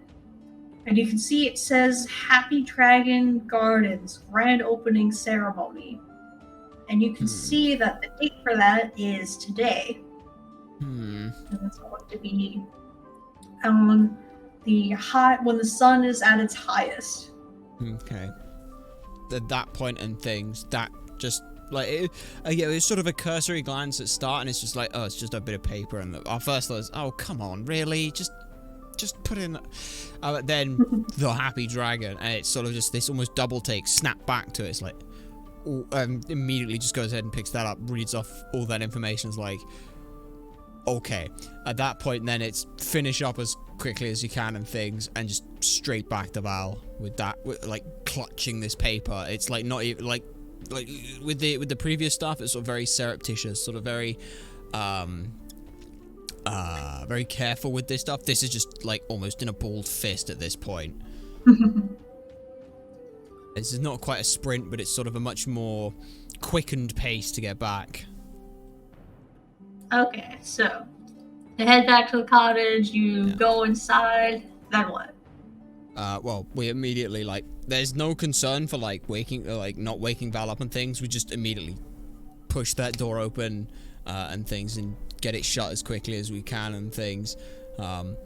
Sort of in a hope that that noise might wake Val in the process, but if not and things, then it is just going to be heading straight over to Val and sort of, like... No, it definitely does. It definitely wakes him up. Yeah. At that point, then it's just walking straight over to him and sort of at like where he's got his legs crisscrossed and things, like right at the edge of the bed where his ankles meet and things, just throwing down that paper. The Happy Dragon. What did I tell you?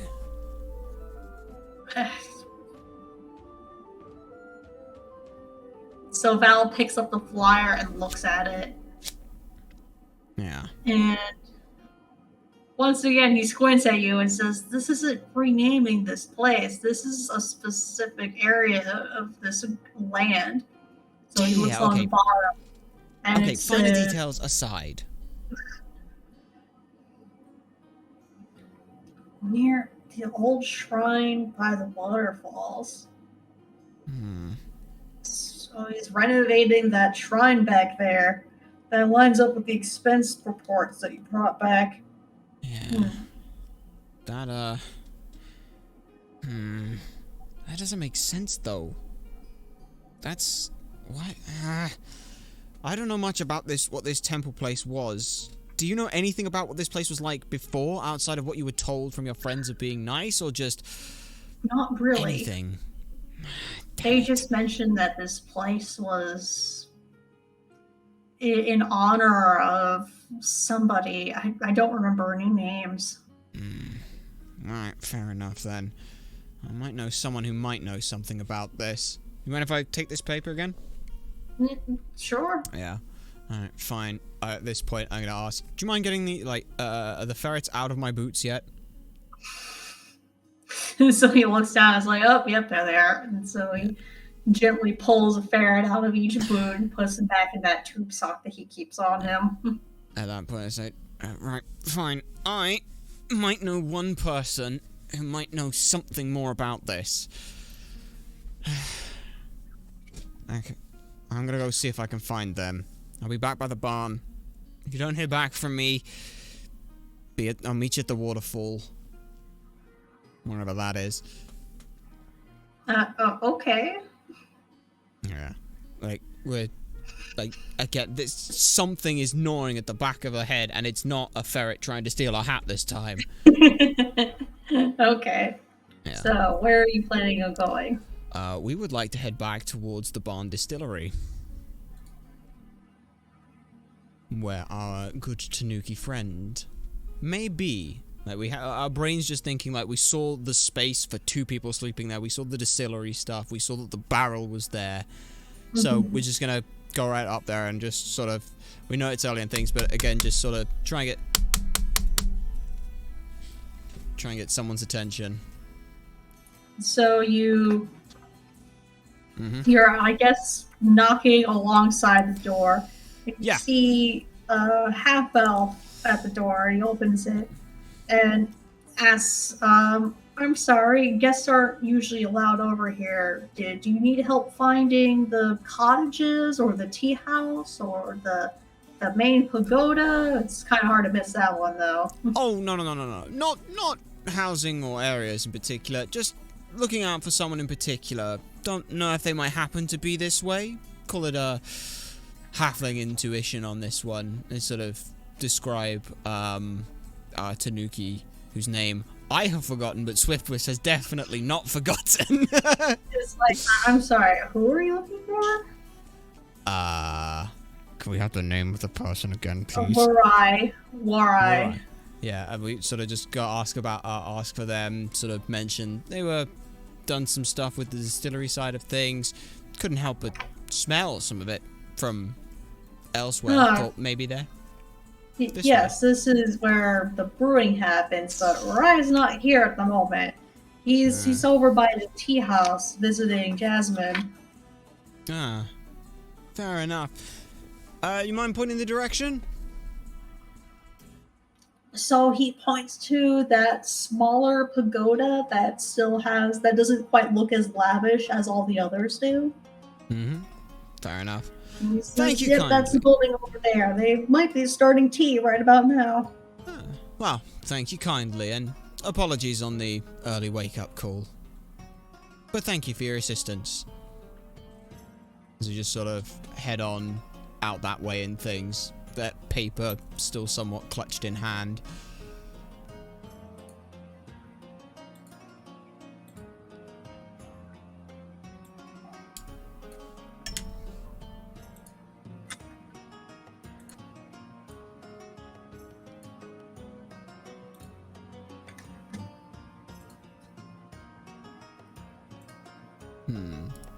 Because at this point, they were the person who we had the most interaction with. They've already been the most hesitant for some of this stuff.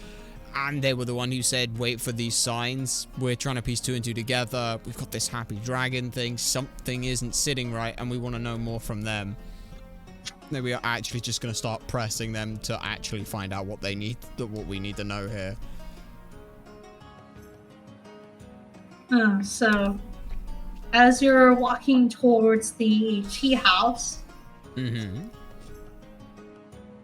you see it's not terribly far from the main building, and you can see that there's a large window that can Uh-huh. open up completely to where you can actually see the water gardens that is described in that flyer that you have.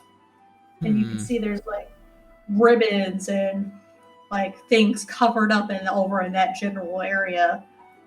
Ah. And Yeah. so as you head over in that direction, there you can see there is a heating plate in the center of the room, and that is where some of the tea is being prepared. All right. But this doesn't quite look like a traditional tea preparation. You can see there's a Yeah. lot more like fake dragon statues and Yeah. all kinds of that extra goatish charm that the rest of this place seems to have. Right. Can we see Waray in there at all? And this Jasmine person at all? You can see a female human Mm-hmm. dressed up in like reds and golds, and she looks like she's heading this tea ceremony. Mm-hmm. And you can also see in the back a dragonborn who is talking to her. Right. But no Tanuki. You do not see any Tanuki. Well, I'm gonna have to find out where they are then. So just gonna sort of lean up and on sort of the window, just give it a sort of a light tap and things, just to try and get someone's attention. So Jasmine is the first to look up and see you. Mm-hmm. You know, she walks by the window. It is completely open. She says, "Oh, hello, welcome. We're about to start our tea ceremony shortly," she says with a bit of,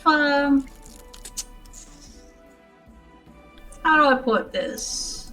A rehearsed kind of stance. It is, but you can also detect a small amount of, not anger, but maybe frustration as she kind of turns her head back towards the dragonborn in the back.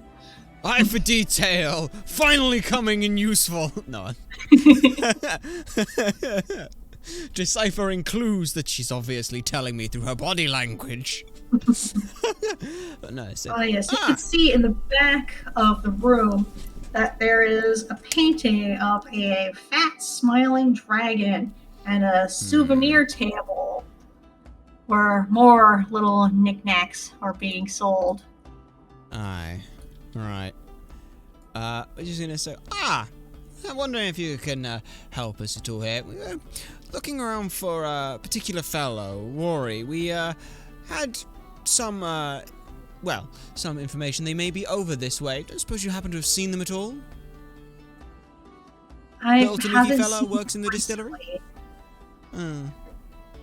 Has the, you wouldn't happen It's to know like, I if know he wakes up pretty early, but he's not always here for tea ceremonies. If you wait a little bit, he might show up.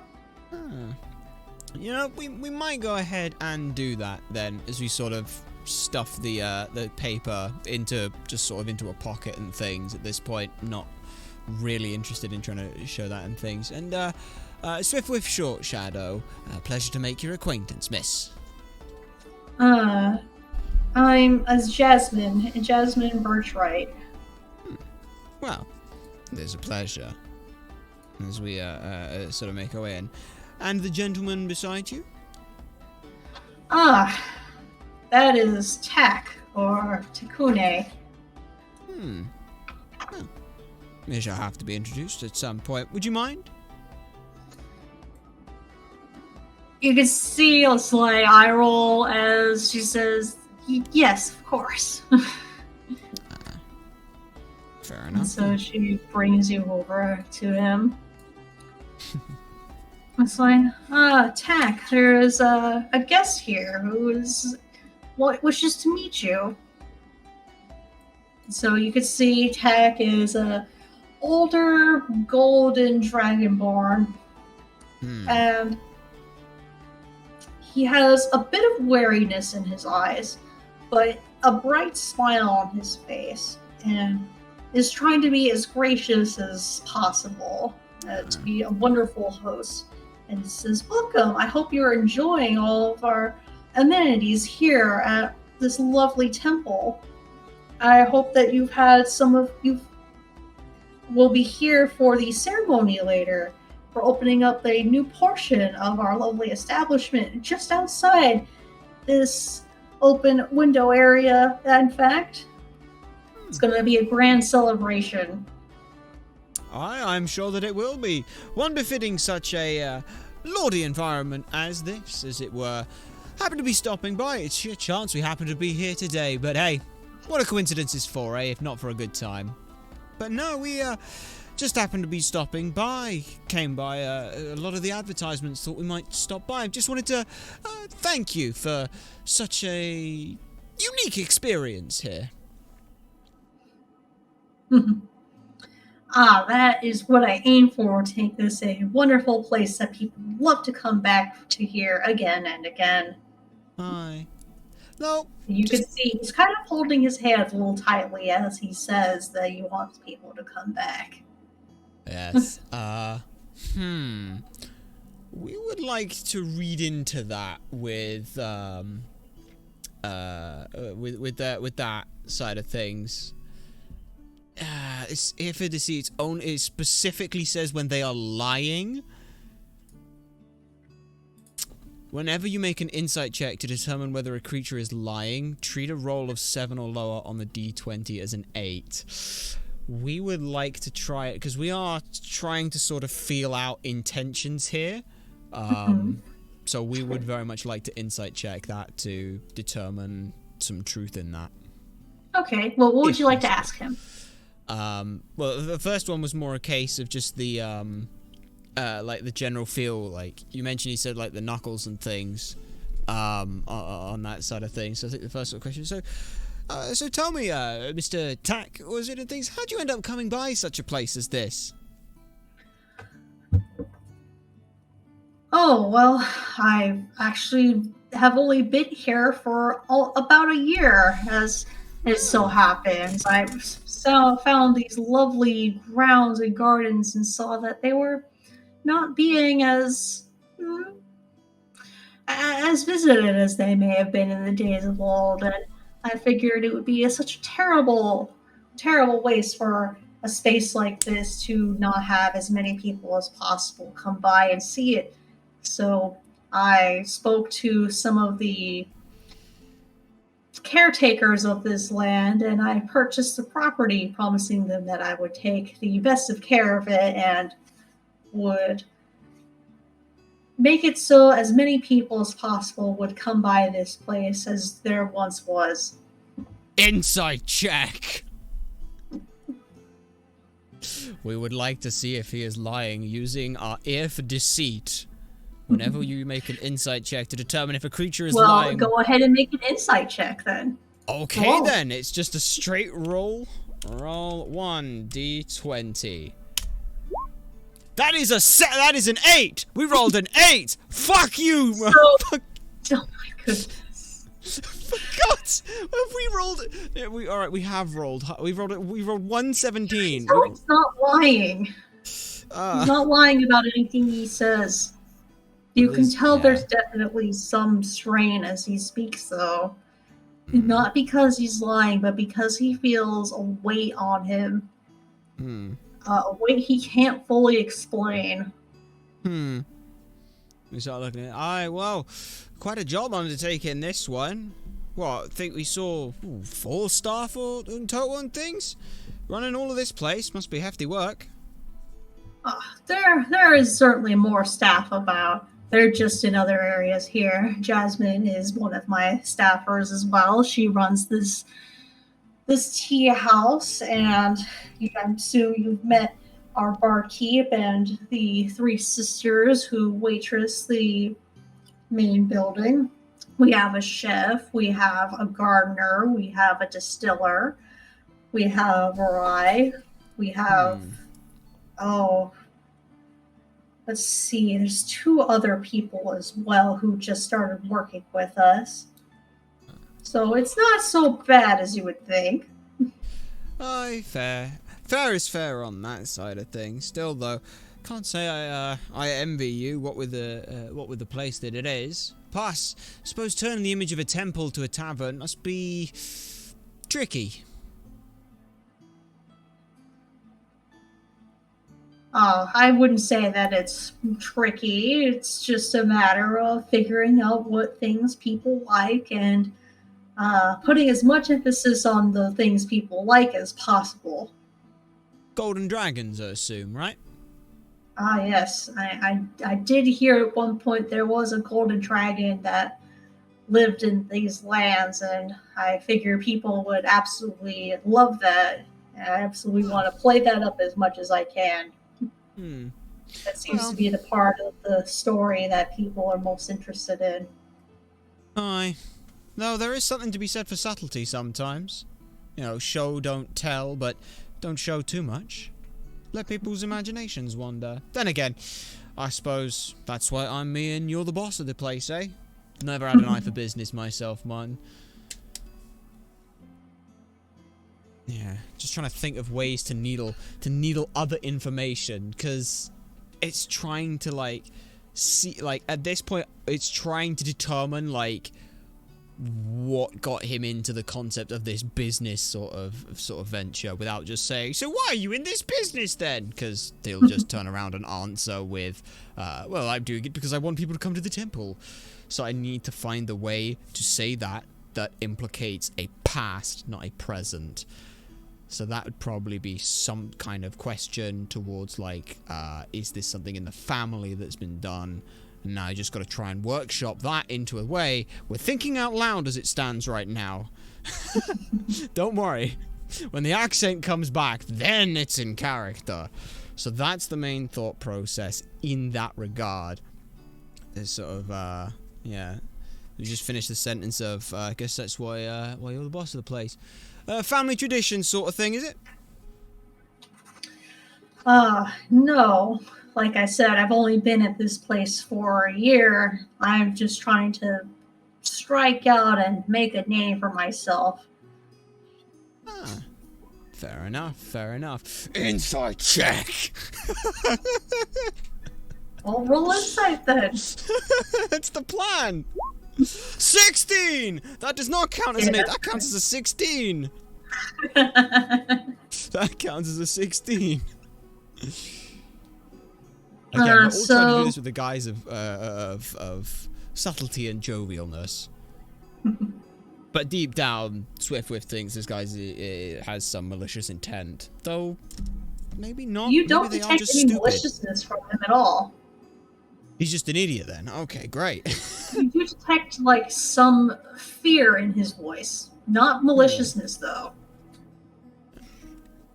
Well, I understand you on that one. Bird's got to leave the nest at some point. It can be a daunting task. Gotta agree with you there.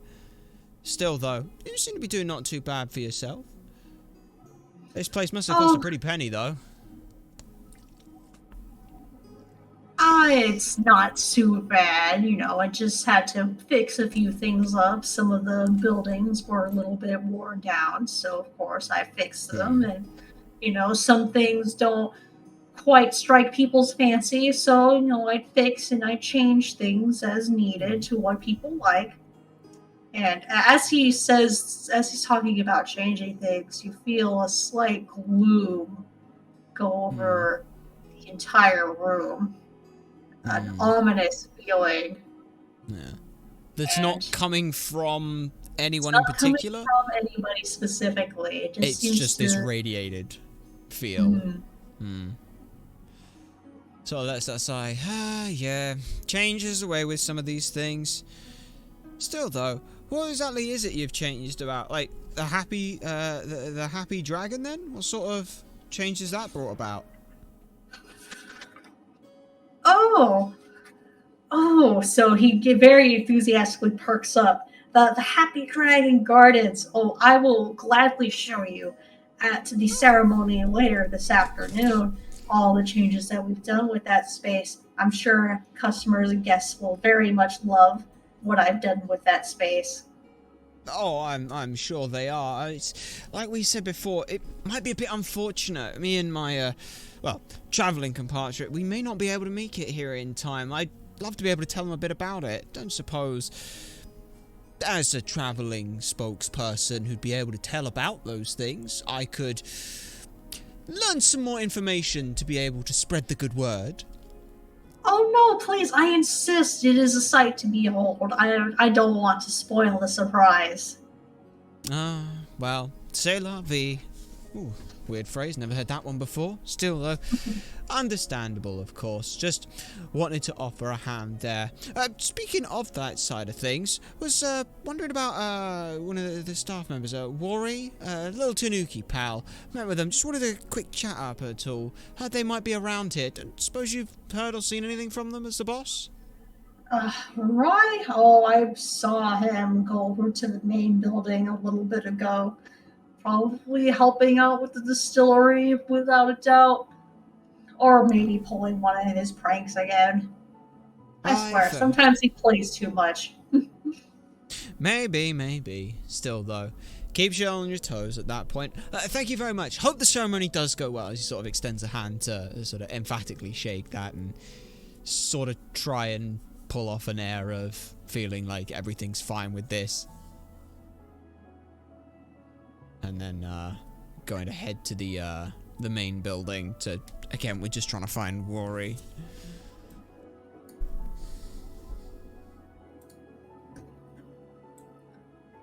Okay, so you head back to the main building.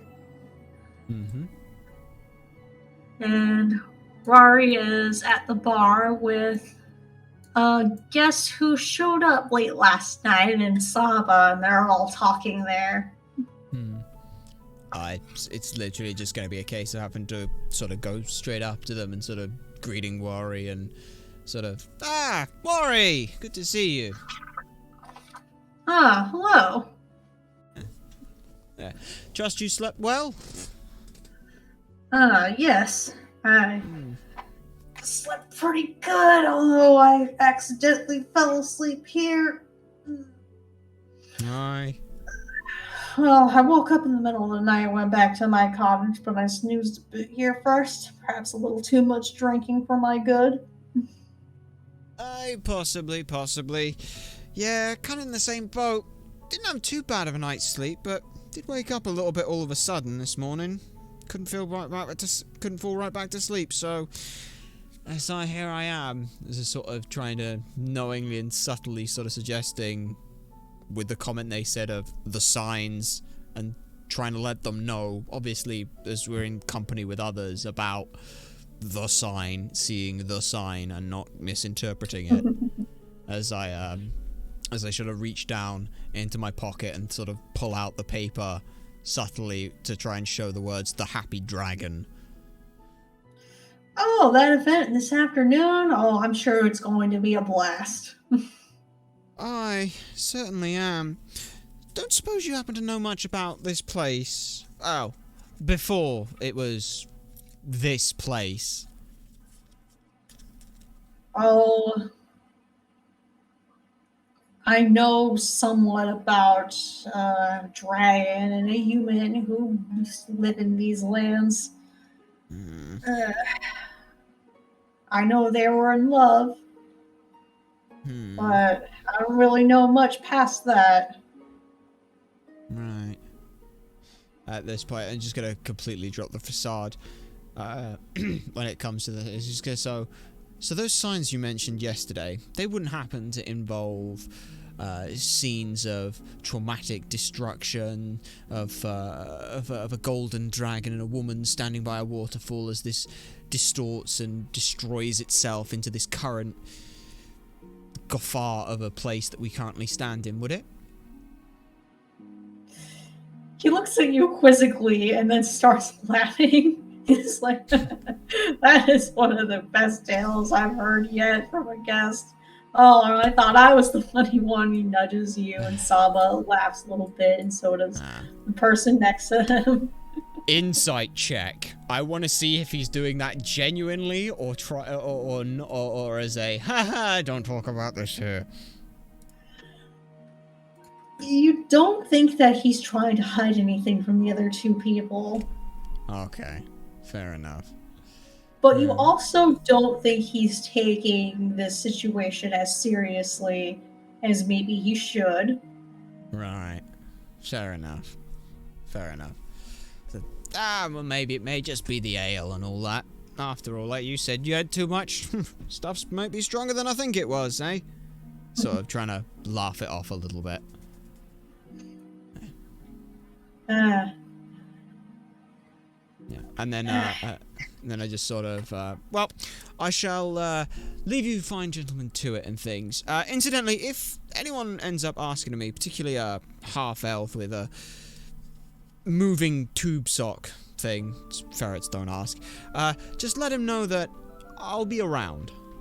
And then I'm gonna go ahead and sort of tip the hat and things and head on out, because there's only one place left to go, and that's the only place we're gonna get answers at this point.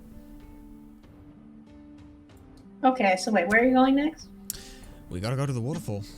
We gotta go. We gotta know what the hell's going on out that way. It's the only place we haven't explored, and it's the place that seems to be emanating the most issues, so yeah. Okay, so you head to the waterfall, and you can see a banner that says the opening ceremony will be today at the highest sun hour. And how high in the sun, how high in the sky does the sun currently look? Because it's still fairly early in the morning, right? The sun has not quite reached its highest point, but it will probably be there in about an hour or so. So you expect more people will start showing up. Okay. In the meantime. And this is like what we see on the map is the sort of the whole area. So we I was gonna ask, did we come in from like the bottom or the top? So we came in from the top. So go right here. Yep. You can see the thing. Mm-hmm. So this is the area that's been sort of renovated for this event, or this is sort of the area before that? You could see past the banner that a goatish-looking dragon statue putting water back into the pond. It's a very snazzy water feature. Right. Okay. But you can't see much else past that, mostly because that's like the biggest and most noteworthy thing there. Yeah. Can we see anything further on from the little pathway, or is it just sort of winds off into something? Like, we're trying to, at this point, we're just trying to determine, like, how much of this is the stuff that's been tampered's the wrong word, but tampered with.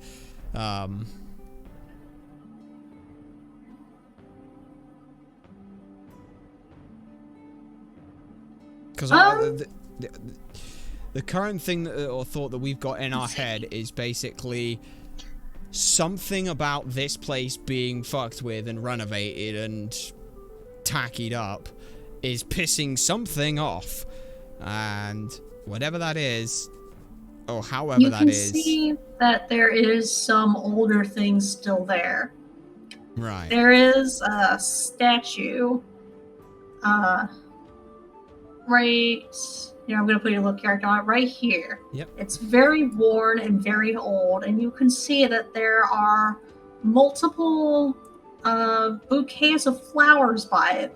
Some of them have long since withered away, and some of them look fresh and new. But the statue is old, and you can no longer tell what's on it.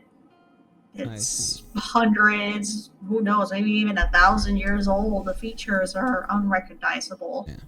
Is there any sort of like generalized shape of it, or is it just essentially just a rock? It seems humanoid. Hmm. It's about person-sized, Interesting. but not like a standing person. It looks more like they're kneeling. Interesting. Fair enough. So basically about standing height for us then. Yes. Short jokes. Unfortunate there. Yeah. It's rough at this point. As you sort of look at that, it's like there's the other statue. Where did you say that the worn statue was about? I'm gonna move your character again right here. Yep. Okay, right there and things. Yeah. Okay, it just looks like a well right now, so yeah, that's fine. That's where it is. So we're just gonna sort of walk on down and things. We're just trying to get a feel for like the surrounding area, because this is we assume that this is the same sort of pictured waterfall from that visiony thing. It is. We just sort of keep glancing at it and things and trying to almost like line it up in the head of like when you like think of the picture and then open the eyes and it's like it looks like it's that one. So just sort of somewhat moving around, somewhat trying to get it in and see if that has any meaning to it or anything. So I've already placed your character in the spot where you think the dream vision takes place. About right here. You can see the waterfall over to your left. Yeah. Can we see any kind of, like, is there anything behind the waterfall, or is it just straight rock? Roll investigation. Okie dokie then. We will roll investigation. Investigation is a +3, so that's, take that, +3. That's a 4. Let's roll +3. 19 total. Okay, so you can definitely see that it's not a rock wall behind that waterfall. You can squint from this spot and you can see that it looks like there's maybe a cavern behind the waters. Yeah, in which case then we're going to sort of catch our eye on things. Is there a way to get there without just walking straight through the water and getting soaked? Or is not just waiting through as much as possible? You can try and like go along this edge here to get into there. Yeah, we'll sort of very sort of tentatively sort of like after seeing that and things, you sort of try and like work out a path. Like, can we go around the left? Not really, and sort of like trying to gauge a rough bit on like the water's depth and things. But we just sort of. Fine, right, he sort of rolls up some of the sleeves and things just to try and get a little closer and things, because you just want to sort of immediately just sort of dart in there so we're not just stood under a waterfall forever. And head into that cavern. Okay, as you approach, go ahead and roll investigation again. Another investigation it is. Give us a good one. That's an 11 for a 14 total. Okay, so just barely. As you approach the waterfall, it doesn't seem like it's that deep of a space behind it. But there is something on that wall now that you're close enough to see it. And it looks like a very old, faint image of a lute and a scroll along that wall. It's just the image of those things? Yes. Great. So loot. Like I have one of those and a scroll. Yeah, well the only bloody scroll I have is a fucking deed to this place. Great. Sort of, and there's nothing else that we can see in there. It's just that as this sort of shallow backdrop. So it just sort of pulls themselves back out from it and things, sort of tries to get as much of the water off, sort of wrings the hat a little bit and sort of flaps it into the thing. Couldn't have made this easier, could you? Sort of puts the hat back on, a bit sodden at the thing, and then just sort of tries to make their way back along. And there's nothing, there's no sort of same symbolism anywhere at all that we can see anywhere in the garden that would indicate some relevance to it. So you say not in the garden, which implies that there is. Yeah, the only other thing we can think to do is then, as we're coming back, just gotta try and talk to Val about some of this stuff. Is on the way sort of forward and things, we just sort of where the rock was, that was the statue and things. We didn't pay too much attention, but obviously on the way back now, as you sort of come out that, you sort of stop and look a little closer at that, see if there's anything at all relevant to it, any kind of marking that was deep enough to not worry about the weathering. So you're looking at that statue?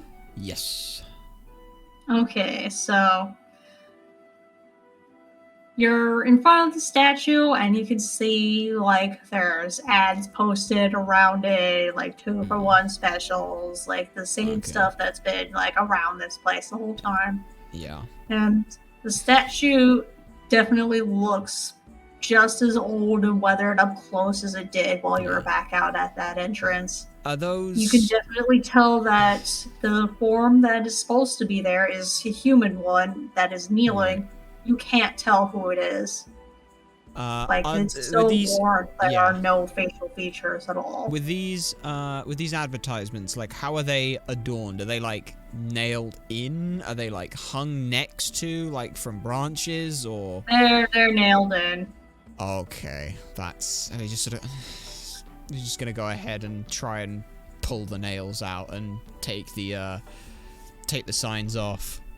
Like, we'll rip down the signs and things, but obviously it's leaving the nails, so we'll sort of do that and then try and take the nails out. Which is unfortunate, because that's probably gonna involve a fucking strength check, which is a -1. I mean, I don't know if you have any tools with you. Only kind of stuff we'd have would be in the backpack, which is thieves' tools. Is that a crossbow? The crossbow and our weaponry. Like, if we take a quick check on the inventory, yeah, it's like thieves' tools. If we look in the stuff that was on our backpack, we have technically got a crowbar, but we don't really want to touch that. And we do have a hammer. Whether or not you'd want to say that it's a hammer that's got the sort of prongs at the back that would enable us to try and pry it out without causing any extra damage. Sure. We will let you decide on that. Sure, they can have that. You can have the option to remove the nails on the end. Yeah, because we do technically have like pitons, which would be for rock climbing stuff. So obviously you'd have to be able to remove them, which one could logically assume the hammer is for. So we might go ahead and sort of try and grab it with the fingers and things, and just sort of can't get a grip. It's just like, hang on, rustle into the back and try and gently use the hammer to sort of help pry it out. Okay. So go ahead and roll strength for that, and I'll let you do with advantage since you are using a tool specifically for removing something like that. Okay, with -1, that was a 7. 14. Okay, so yeah, with a 14, you remove the nails without causing any extra damage. Yeah. Okay, so we're just gonna go ahead and do that, and then just sort of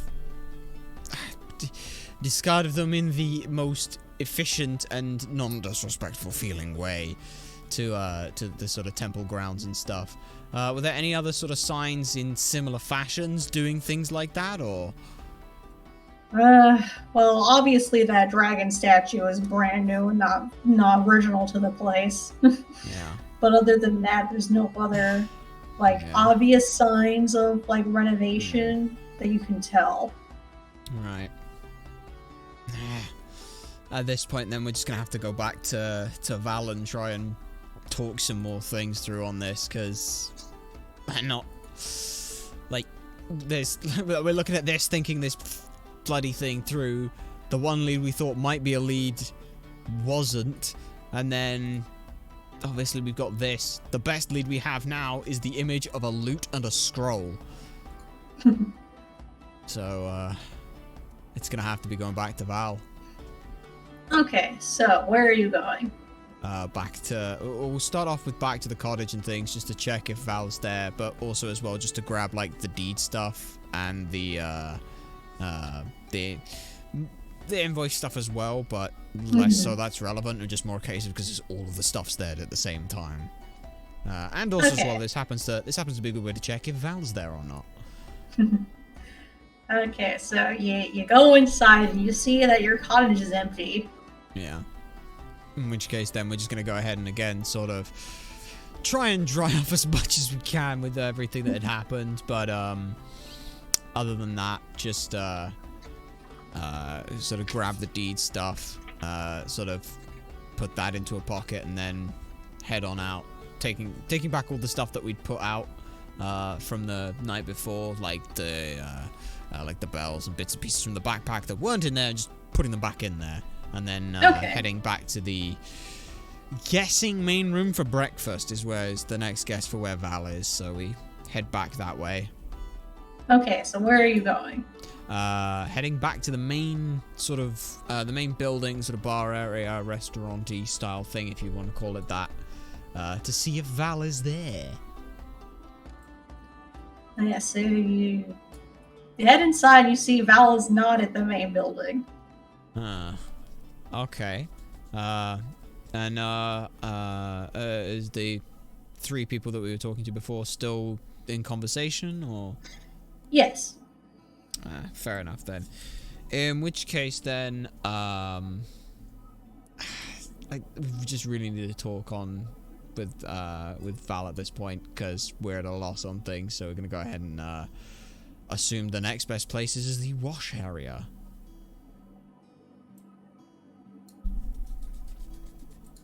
Val is not there either. I wouldn't head to the tea garden there, would he? There's no... it's the only other place he could be. So yeah, the last place has got to be over at the sort of tea temple area. Of course the bastard's there. What's that supposed to mean? It's always the last place you check. You did that on purpose. You can see Val inside with Jasmine, and the tea ceremony is literally about to start. Yeah. You can see Tech in the background, nervously looking on and staring at Jasmine even. Yeah. At this point, we're just gonna sort of approach Val. Just sort of... Alright, Val? Oh, I'm good. I just wanted to check this place particularly because I haven't been here yet. It's so nice. Look at all the books on the shelves. Of course. He's just staring in awe at like all the paintings and the shelving. Yeah. At this point, it's literally just gonna be... Alright, you mind if I talk to you a sec? Away from... Sure. Yeah, just sort of pull him over to one side, sort of out of earshot, specifically attack. And it's just... This is not something... I know I said yesterday, there was an inkling. It's more than a fucking inkling now. Like, it's literally just gonna be, okay, this is gonna sound really fucking weird, and the last person I told it to immediately burst out laughing, and I had to play it off that I was still slightly hungover. I had a vision of a lake, or the waterfall area. There was a dragon and a woman. Very similar to this stuff. It was a golden dragon. I had the same vision. Okay, that makes things slightly better, because now I don't feel crazy for saying that. However, that doesn't mean that we're not both crazy. But, okay, so I went and looked around that waterfall area, okay? I know it's the new area. You can scold me for sneaking around the place, but there was no one else there, and it didn't even seem to matter anyway. But... went behind the waterfall thing. Yeah, okay, so there was something behind the waterfall there. But literally just a picture of a lute and a scroll. I don't know what the fuck that means, so I don't know if you know it. And so, I've been talking to Jasmine about this place a little bit, and apparently I described to her the woman that I saw in my vision, and she said, oh, this sounds like this woman from the story in this place, and she played music by the falls all the time. Okay. You know, I figured that perhaps this vision came in my head specifically because of the history of this place. And I figured I'd just ask about it. Okay. First of all, I see what you're doing here. you petty son of a bitch. Asking everyone doesn't always work, okay? None of my line of work. Second of all... Why not? Second of all, did your vision also happen to end with the distorted nightmare-looking thing of the dragon get absolutely pissed and this place turning into the gaudy pile of shit that it's currently in? I think I'm asking people things. I'm curious as to what's leading to that and maybe how to prevent it. Yeah, okay. Well, do you know how to fucking play a lute then? Because that's the situation I'm at now. The only other thing we've got... I'm not really the performer. I wish my fiance was here. They're definitely more of a performer than I am. Anyway, just sort of, well, that's just fucking great. So as you two are talking to each other, you can hear Jasmine, in the midst of the tea ceremony, starts talking about some weird advertising type thing. And it sounds like a sales pitch. And it seems very out of place for a tea ceremony. Yeah. And as she says that, you feel an icy disturbance. And then 3 little spirits pop up in anger in the midst of this tea ceremony. Okay. Okay. And they look like little ghostly animals, but they're little angry ghostly animals. Oh. And they do not seem to like what she's saying and are very much pissed at everybody there. And I'm going to need you to roll for initiative. Oh, you are you? Okay, well, give us I'm going to roll too. Yep, don't worry a second. We just got to also go ahead and put the music back. Right, initiative roll is with a +4, which is just the normal d20 +4, right?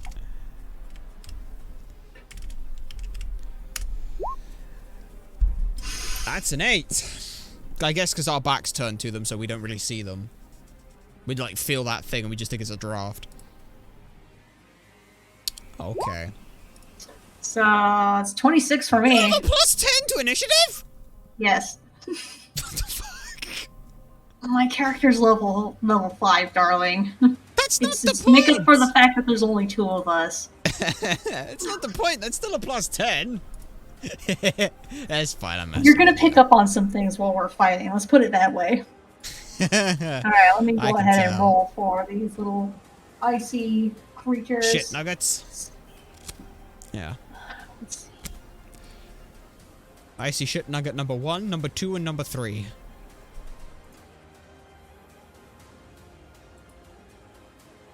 The best part is I don't have to be the one who keeps track of all of their individual HPs and positionings and everything that they can do. That's your job! Yes.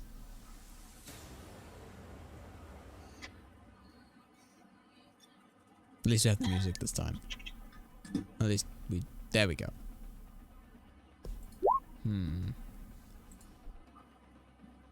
Okay, so one got a 15, one got a 3, and one got a 6. Okay, so my character is going first. Okay. Jasmine and Tak are non-combatants, and they are very much not thrilled to see this, and they are backing away from these icy-looking creatures. Okay, let's just, I'm just gonna do a thing. Spirit 2, 3. So that's turn order is Val, Spirit 1, Swift, Spirit 2, Spirit 3. That might be useful to remember. Yes. You're welcome. Okay. So Val takes out a bow and aims for one of these little steamy creatures. Ooh, steamy. I need a different kind of music for that. No, like as you're talking. Well, they seem like fog in a sense. Yeah.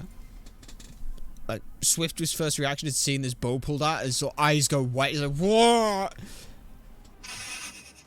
And then describe how you. And then that's my character development side of things. What else happens? Yeah, you'll see. You'll see. You just immediately draw out a bow. And I'm gonna fire at one of those things. go for it, damn.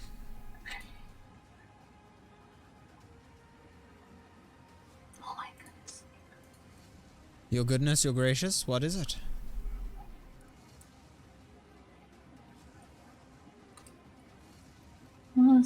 Let's see, where's that thing? Okay. Shoot.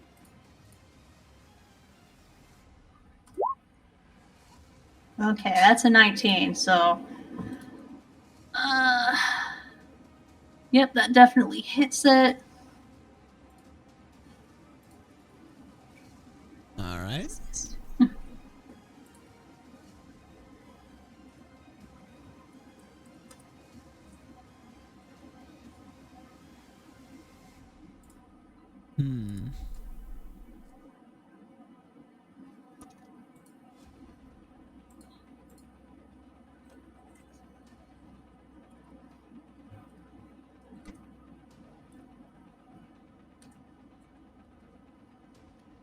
What's that again? Okay, yeah.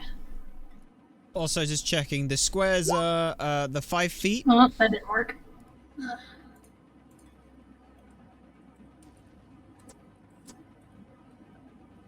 The little squares are just a 5 feet sort of situation. Okay, then that's fine. There we go. Okay, Right. so I hit the little dude, and it takes 8 damage. Is definitely not in a good way, but it is not dead. At this point, it immediately just, what the fuck? It turns around. He laughs nervously. Well, no, because like, as far as we're concerned, as far as like Swiftwrist is concerned, you just pulled out a bow and shot one of those two. Like, we didn't notice those two had sort of fled from the thing, so we just sort of, what the fuck? Woof. As it Can you not see the steamy, angry bastards over there? Yeah, see them now. So I am shaking my head, and it's like, yeah, maybe you should actually focus on hitting these things because they're gonna hit us. Well, it's not my turn, course, though. It's still one turn. As I say that, one of the spirits takes a look at you and is, yeah, he's gonna try and slap you. Okay. Yeah. Okay, It's just sort of there like, dagger, rapier, crossbow. Let's see. It's gonna try and hit you with a claw attack. It's gonna go for a swipe. Okay. So number 1 comes in, tries to hit. But what does it hit me with? I'm guessing a 4 does not hit you. I have an AC of 15, so a 4 does not So it hit. doesn't. Nope. Okay, so one little dude charges in, tries to hit you, fails miserably. Sort of thankfully, as it's slashing, I think that happens to be just the exact moment of deciding, do I go dagger, crossbow, short bow and things. At that point, it's just rapier, and as it swings, swords out. Okay, so that next little spirit looks kind of like a fox, actually, or sort of making out shapes. And this one also tries to go for a swipe at you. Question first. Yes. Like, it's Val, Spirit, me, Spirit 2, Spirit 3. Like, is that my turn then? Just. Wait, what did you roll for initiative? I don't remember. I rolled a. No, it is your turn. Never mind. Go ahead. It is my turn. So yeah, after that that situation, the first thing I'm gonna do. Still. Yeah. Like, I just. First thing is obviously gonna be sort of making sure that I am in between. Like, I am paid to protect the guy standing behind me, so immediately it's like hands are out, like just basically trying to shoo Val back.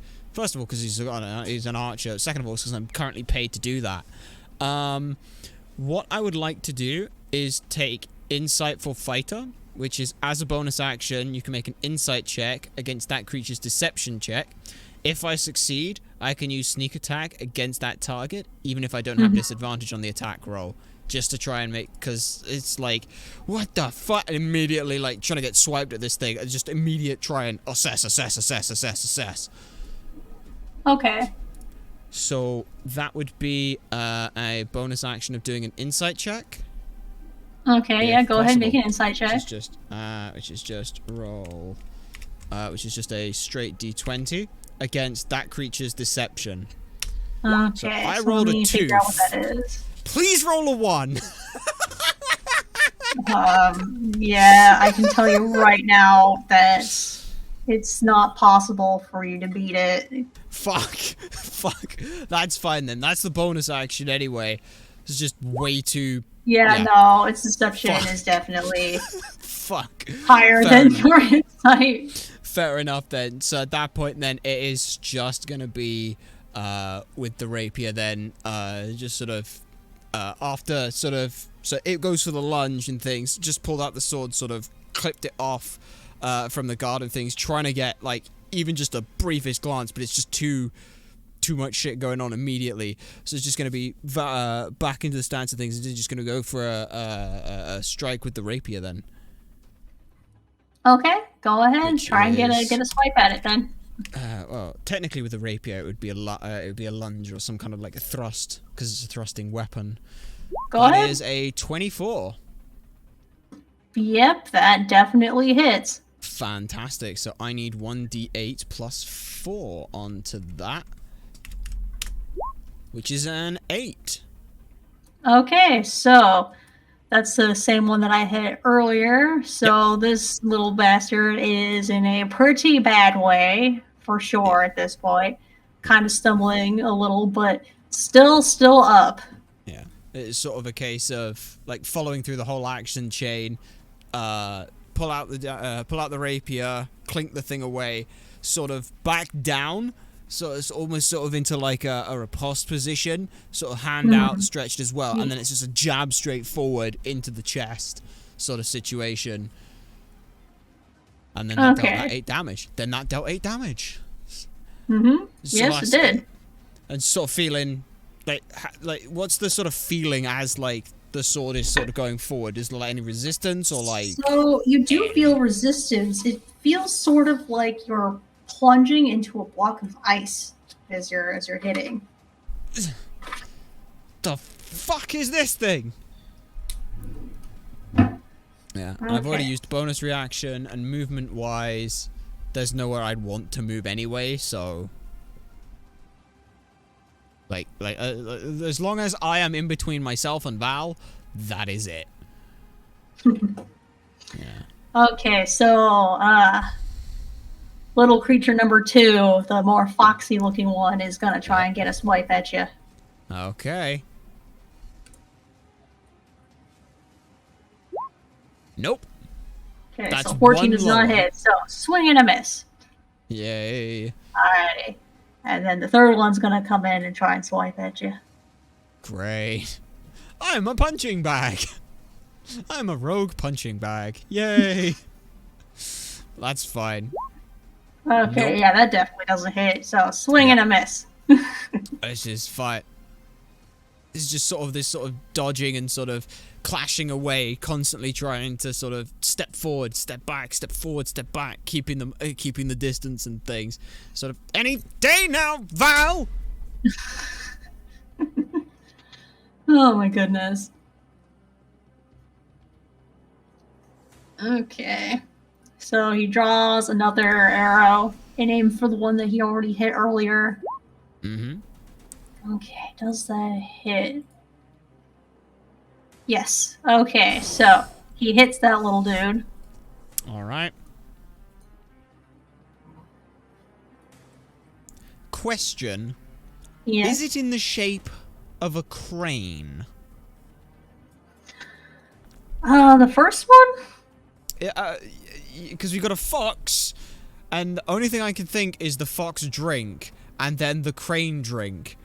And I can't remember what the other drink was, but my brain's going, these are based off of the drinks, which is now some bastardization of lore from the from the from the story of the golden dragon and the woman?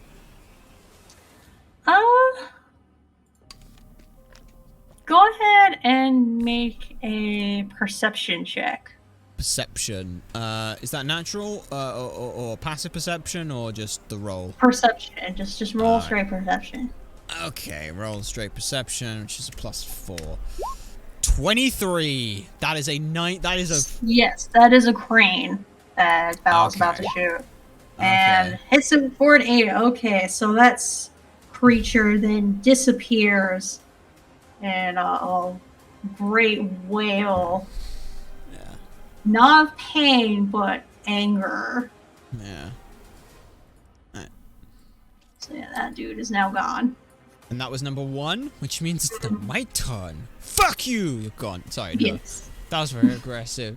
Sort of at that point, it's like a slight pause as it dissipates, the sort of form comes more clear as it's sort of like, it's sort of almost like head comes up to cry, the wings come out stretched, and then it dissipates. And it's sort of that clicking of, that's a crane, that was a fox. And then just sort of, again, want to try and use Insightful Fighter, just against, we'll go with the fox because that's the only one that I know that it is, and that's the obvious one. You can decide which one that is. And again, on the insight check, that is just a straight 20 or D20. If you give me a 20, that'd be perfect. But you give me a 3. That does not hit either of them. No. This is the insight check for it. They have to roll against the deception check, which we can technically beat if they roll a 1. Maybe. If there is a 1 in 20 chance that we can beat this, we will take that chance.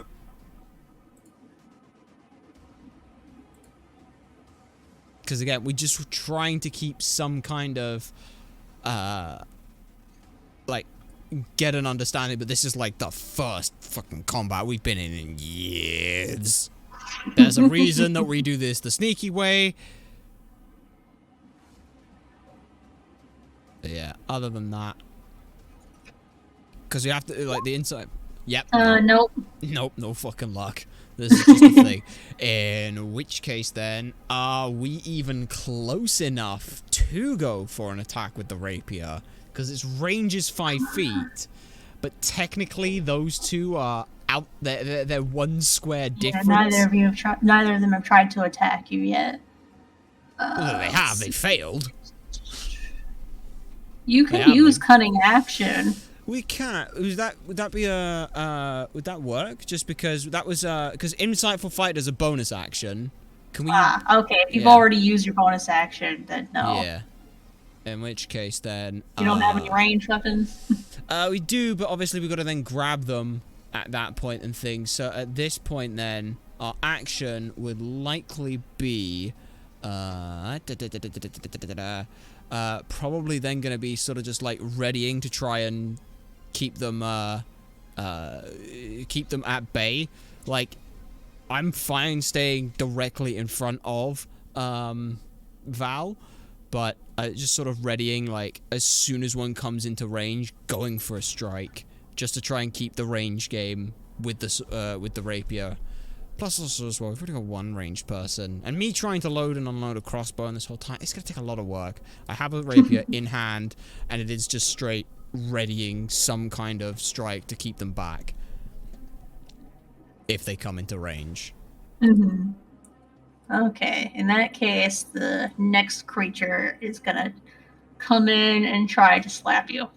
Okay, well, my readied action of taking a strike procs. And it does not succeed. Alright, That let's is see. 6, so Gales for the swipe, it misses. Okay, would my ready action proc at this point? Of trying to hit something that comes into range? Yes. Okay, so that's +6. That is a 9. That is not high enough. Damn. Slippery little bastards. Okay, so then the third one comes in close to try and hit you. I've already used the readied action, so that doesn't work then, right? Yep. Ah, okay. Gotcha. Nope. That misses miserably. Yep. Straight up, just... that one almost feels like as my swing that completely missed the other one goes off, it almost happened to accidentally parry this other one.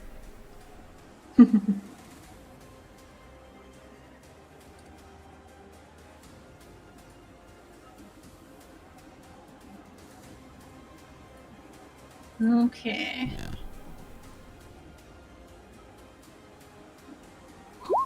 Goes into hit and succeeds marvelously.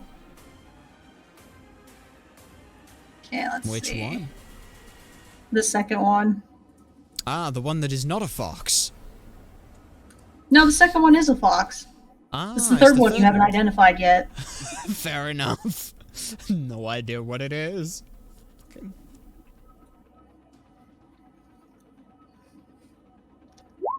Okay, and that Ooh, is cheeky. one combat. Good lord, yep, just one hit and that thing just dies instantly. Nice shot. Alright, that leaves Another number howl of 3. anger? Hmm? With another howl of anger, or when it died? So yes, it did scream quite the way a fox would scream in anger once more. It doesn't sound like pain. It sounds like rage. Okay. And you can see the third creature seemingly get bigger and wider, but it doesn't have something resembling a form, but rather a mass of just sparking, almost like a little winter storm in that ball. Yeah. Okay. At this point, we're just trying to our brain is just going, there's a fox, there's a crane, why is that familiar? There's a fox, there's a crane, why is that familiar? As we just properly look at this last one, trying to gauge it again. Because again, we're going to go for the insightful fighter to try Go ahead, and roll perception again. roll the perception if you're taking a look at that thing. Yep. Rolling flat perception. Wait, perception. So you recognize hang on that a sec. as the creature from the end of your dream. The creature Whatever from the it end of the is, that's it looks an awful lot like that in front of you, except instead of it being like a black mass, it is a snowy mass. Okay. So you don't think it's that exact thing, but rather a shade of it. In which case then, sort of seeing this and piecing that together, like immediately La Posta's gonna change. Instead of like this ready like attack stance and things, it's gonna try and stand more upright and sort of hands out to the side and just gonna say to this thing, I am not your enemy. I want to help. And that's just straight gonna try and say that. Like, I'll leave myself in a more open position. I'm just gonna straight say, like, I am not the enemy. Roll persuasion. Oh, my persuasion's garbage. It's just a neutral d20. Roll it. Yep, rolling it. That's a 10. Oh. So this thing it hesitates for a moment, but it is still very much a ball of storm and destruction. It doesn't mean to back down. It still wants to attack you and everybody else in this room too. Great. Okay. And that's pretty much just gonna be where I'm at and things. It's sort of this I just sort of say to Val, does this thing not look familiar? It does, but I don't think you're going to encourage this thing to back down. This isn't what we're supposed to be talking to. It looks like a manifestation of it, though. Yeah. Well, fine. You're still my priority, though. And then just sort of, again, that's sort of, again, sort of the, end on the turn things. Just sort of not looking to make an action, just holding it back. Like, that's it. Just hold it back. Okay, so Val's gonna try and shoot this last one. Yep, that's definitely a success.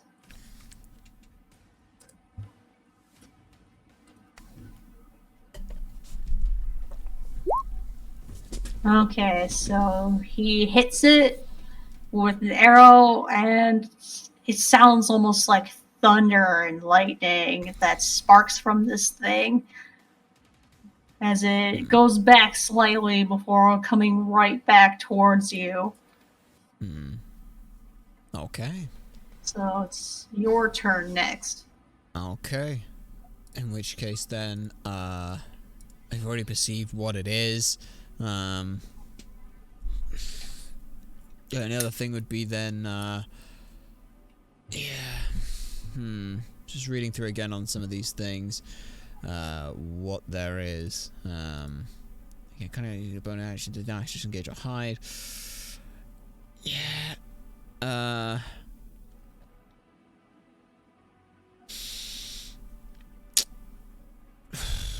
Wondering whether or not I for detail would do anything, whether the investigation check to uncover or decipher any clues, but this doesn't sound like this is some kind of a clue thing, so it'll just go with, again, with the, we're gonna do it. We'll get it off one time. Insightful fighter.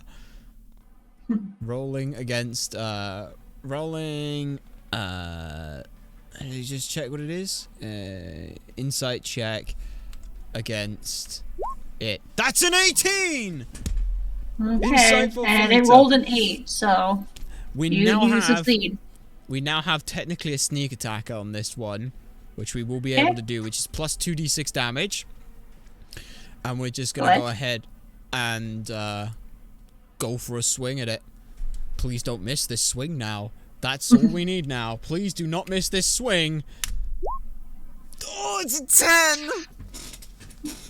You just barely made it. Oh, okay. Okay, and we're just gonna go, we're literally just gonna go, damn it, why? And sort of, it's less like a thrust, it's just more this angry sort of slash, across this thing.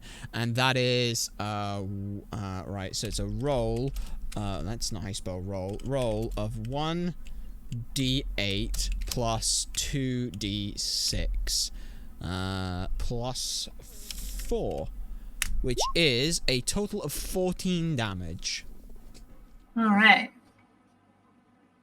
So with that, that takes down this creature. Yeah. And as you hit it, you're close enough to see this mass somewhat resemble a twisted pile of dragon bones in this storm, and a cry of absolute rage that practically shakes the whole building as it dissipates into snow on the ground. Is Tax still in this room? Yes. He's cowering in the corner. I am straight up just going to walk up to him and point the rapier just right under the tip of his chin and say, we need to talk now. He's all just short of pissing himself. He's shaking and crying and talking and mumbling about nightmares under his breath as he's just staring in that general direction. Yeah. So, I tried asking nicely earlier, but as you have said yourself through your mumbling and ramblings of nightmares, have you thought maybe, just a tiny little idea, maybe not pissing off whatever is here would be a good idea?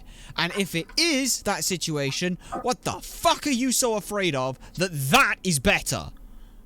Look, I don't know which guest I pissed off, but I think when I was first starting this place that I bade somebody who visited mad, and now I'm just trying to fix this place, and I just want the nightmares to stop. I just want to stop seeing these visions. I want to sleep. And he's just like, he's got his hand on his head, and he's just rocking back and forth, and you could just see the strain in his eyes. Like, what? This poor bastard's barely gotten any sleep at all. Yeah.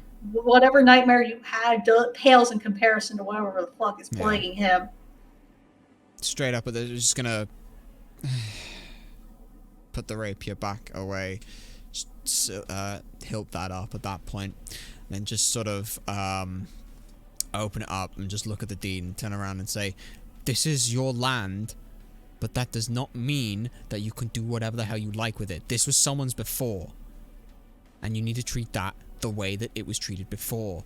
This is not a tavern. This is a temple. Sort of throw it at his feet and things.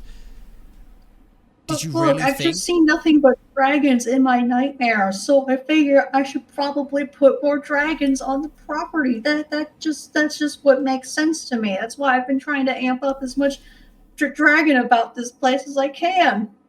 I'm just gonna sigh and completely turn away from him. Val, you say something, because I'm not gonna be able to say anything pretty. I don't want to talk to Tack. I actually would like to speak to you, Jasmine. And she's just standing there in shock, just pale face, like hand over her mouth. And Val approaches her and says, I see that you're trying to keep this place as traditional as possible and that you don't like these changes at all. What are the changes that have been made to this place, and how can we bring some of it back? And Swift, you said that there was a loot and a scroll on a cave. Do you know anything about that, Jasmine? Because whatever this spirit is clearly upset, and nothing Tack tells us is going to help because I'm pretty sure he's making it worse. You think? And so Jasmine puts her hand down and breathes for a moment, trying to take in what just happened.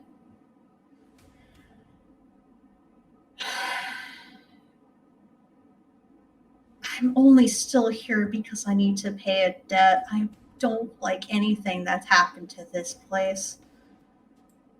I especially don't like that picture that you made me hang up. The older one was so much better, far less ridiculous.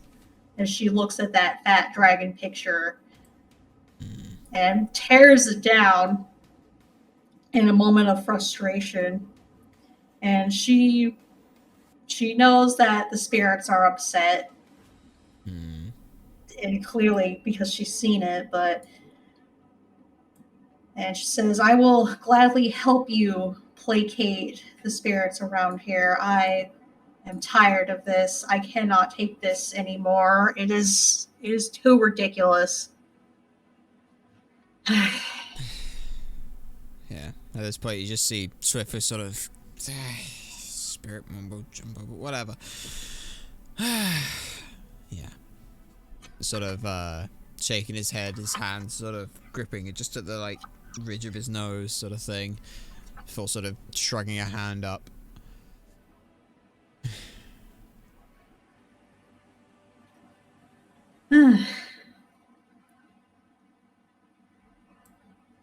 Okay, so Jasmine has agreed to help you with spirit-related shenanigans. Right then.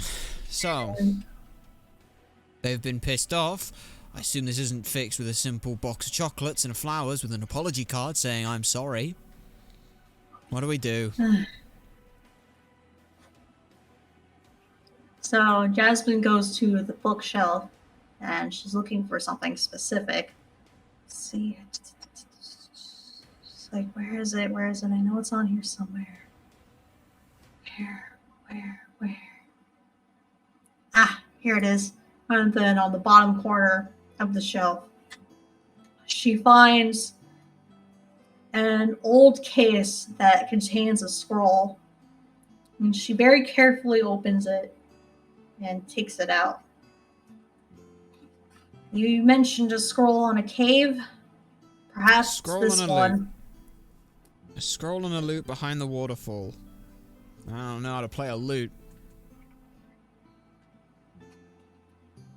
So she hands Val the scroll, and he carefully takes it and opens it up and sees that it's a story about a prince and a commoner woman, but the prince was, in fact, a golden dragon in disguise, and how they fell in love with each other, and how even though she died when humans are expected to die, golden dragons live far longer, and he could not handle not having her in his life anymore.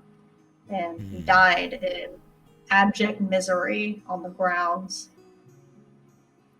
Wow. She was given a proper burial, and as a shrine that is worshipped, but he was not. Aye. So, before this place became the Temple of Travesty, this place was a temple to respect the dragon, the girl, the... Just asking Jasmine. What was the question? Before this place became a temple of travesty, this place was to worship the girl, the dragon, the story, love, what? A combination of all three. But I don't think that Aibo has been properly worshipped in a long time, and I think that's making Namadaru very angry as she says their names, because she's properly read through this stuff before and actually knows the background. Right. Well, easiest thing to do to fix part of this, at least. Let's get things back the way they were, shall we, Tak? He's still crying and in the corner, and he's not going to be of help. Yeah.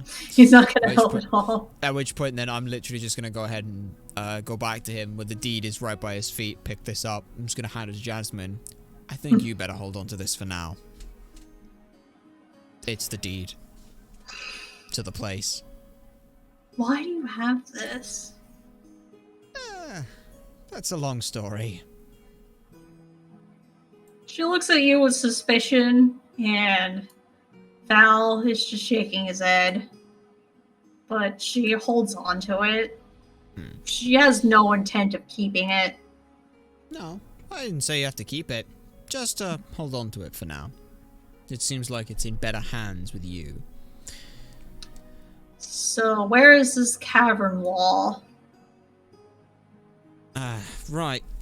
So, if you're standing over the other side, sort of opposite the golden dragon, if you squint, you can just about make out the opening. I almost fell into the sort of pond getting there, but it's not too bad to get behind there. Okay. So, I guess we should head over there. So, head back over to the contemplation pool. Let's see. Where we contemplate things.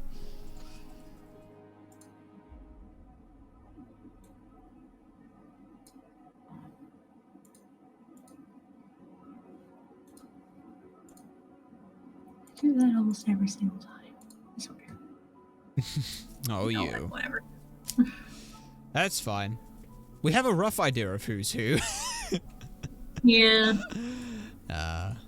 The joys of Roll20. So, yeah. Jasmine, you and Val all head in past the banner. Yeah. You see a few curious onlookers, but nobody's going crossing, and she says that I need to take these two back. I'm an employee here.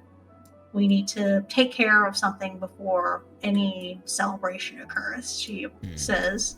Not really the best at lying, per se. Although, this does count as something that should be taken care of. Oh, yeah. And as you walk in, you see in the center of the pool something dark. You didn't see that earlier, especially with the sun at its now close to its highest. Shouldn't be any shadows, but for some reason, the very bottom at the center of the pool, a dark cloud is present. Well, I'm literally, the first thing I'd do is sort of look up, just assuming there's no angry griffin in the sky. Just sort of look up to see if there was something like overhead, but no, it's just immediately look up and blinded by the bloody sun. Yeah, just behind the waterfall, right sort of there, sort of lean slightly over to sort of point to it and things. Though, I don't really know what you want to do with that. What? You want us all to sing and dance? Someone out there know how to play a lute, or? Here, let's take this scroll and go over to this waterfall. Right, show us where it is. All right, we Like just where exactly you saw this. Sort of very precariously, sort of coming back around and things, to get right there and things, and then literally just sort of stick the hand, like sort of holding onto one side, sort of stick the hand in and sort of wiggle it around, like it's right there, and then sort of outstretch my hand to offer to take the scroll. Okay, so you take the scroll, and nothing happens with it simply being there. Okay, it's sort of put it back down and things, and sort of brush the hand off and things. Said, sort of looked at from this position, like looking at that sort of black abyss, as it were, and sort of looking at that. Is there any change at all to that, or? No, the presence of the scroll doesn't change anything. Right.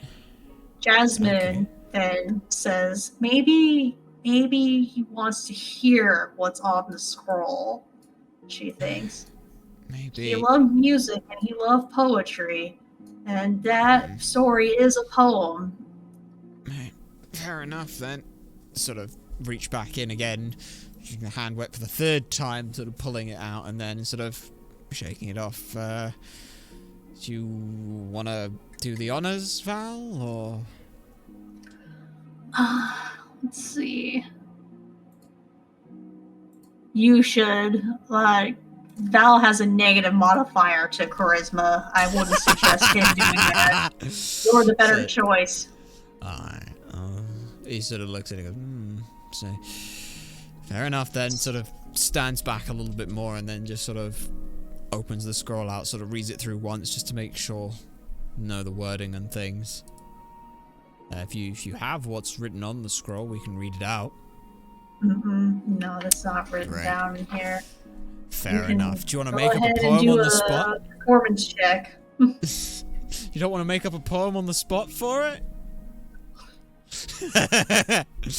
Thankfully, it's only a D20, and we know how good those have been going the whole session, so... Oh, it's a 15! Oh. That is exactly what you need. Not gonna lie, that's exactly what you need. So, you read the poetry, and it's a beautiful story between these two long-lost lovers, and you hear the back wall sort of crumble and fall as you recite this poem. And you could see the waters are calming a little, and the cloud has gotten a bit smaller in there, but it's not completely gone. And so Val, seeing the opening, then just dives behind the waterfall to take a look at what's inside and beckons you to come in as well. Alright. Yeah, so he sort of, because originally we were sort of holding, like, part of the waterfall to sort of swing in to get to the thing and things. As it sort of goes, we almost sort of full in, re-steady ourselves, let go of that, and keep reading, and then, sort of go behind with Val and see what's there. Okay. So, you're both behind the waterfall, and you can see this space, and you can see a whole pile of dragon bones. This is a tight spot for the two of you and the bones, where you're not accidentally stepping on him. I was like on his tippy toes, trying not to touch them. I was like, whoa, oh shit, this is a grave and not good one at that. It's like bouncing his hand on the wall so that way he doesn't accidentally stumble on top of him. Yeah. It's like I'm guessing this is where Nami Daru rests, or probably not rests. Right. Okay, literally just gonna sort of turn around and stick our head back out at Jasmine. You know how to bury a dragon?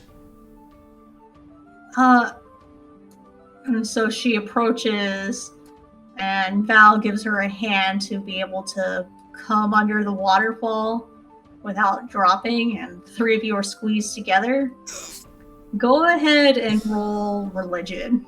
Oh boy, religion. What's our religion here? That is a +1, so it's 1, +1. 1d20 plus 1 is an 11. Okay, so you don't quite get it. No. Not really. I definitely don't get it. Yeah. You're more worried about trying not to fall Jasmine. over. Jasmine, please. Oh. Please, Jasmine, please, please, please, please, please. Yeah. If you do the up arrow keys, you can redo the. Okay, yep. She recognizes that this is definitely not how someone should be buried at all. Yeah. She gasps as she sees these bones and then has just that sudden recognition of sadness. It's like, oh. And sure enough, at the end of the story, it describes Namandaru going behind the waterfall and just dying back there in abject misery. Aibo was thankfully buried properly, but he wasn't. Right. Okay, so he needs a burial then. We bury him here by his dead lover? What do we do here? And whatever it is, it'd be nice to do it. Probably not in here. Maybe small, but even I'm feeling cramped here.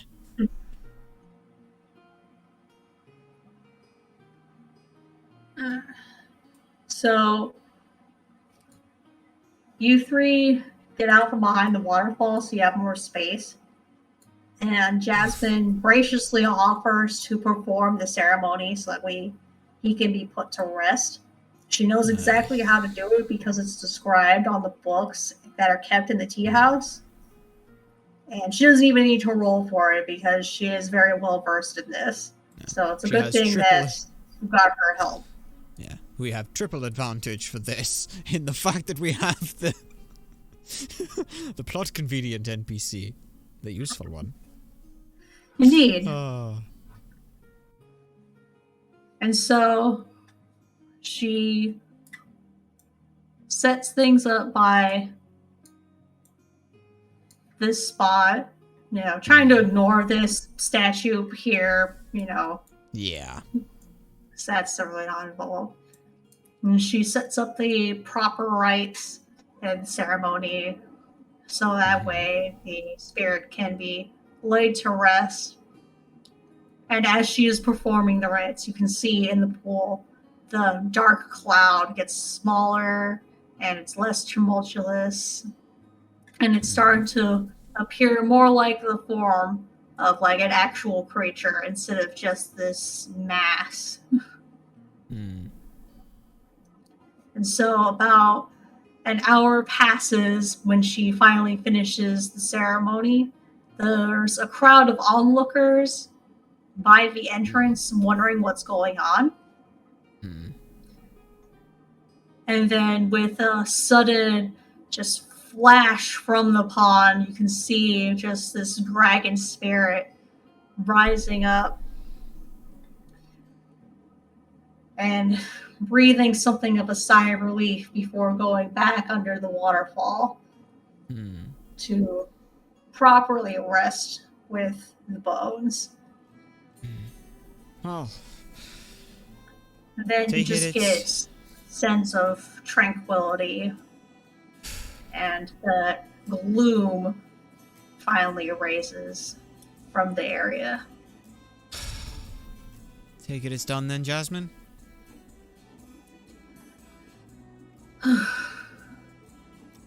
Yes. Good work. Good work. I think he's finally at peace. Yeah. Well, let's hope so, at the very least. I'd offer you a business card, but I don't think I would want to do that again.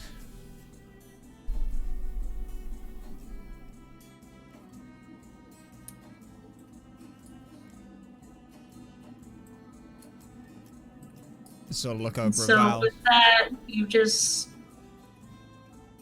any presence on the grounds is now completely gone. So there's no more spirits, there's no more attacks. Everything is as it should be, at least with regards to the spirits. Well, spirit stuff should be fixed. Guess we just gotta worry about Tack and their tat. Any ideas what you're gonna do about that? Jasmine just shakes her head and says that I am quitting. I'm not staying here. I'm not gonna make this place a gaudy mess, even if these two were put to rest properly. I am not interested in helping him in that endeavor. Oh, no. By all means, but maybe teach him about what this place is and he can market it better. Or, you know, not market it at all. First thing someone needs when they've done wrong is someone to help them do right. Yeah? So you don't have to stay, but you certainly do know a lot about this place. I can't think of anyone better who'd be better off. At the very least, helping someone fix their wrongs. We saw what happened when Tack tried to do it on their own. That certainly didn't work, shall we say? Oh, yes. As you're talking, you see two ferrets spring into the pool, and then Val jump in after them. That's not gonna sort of look back and forth. That's not gonna piss anything off, right?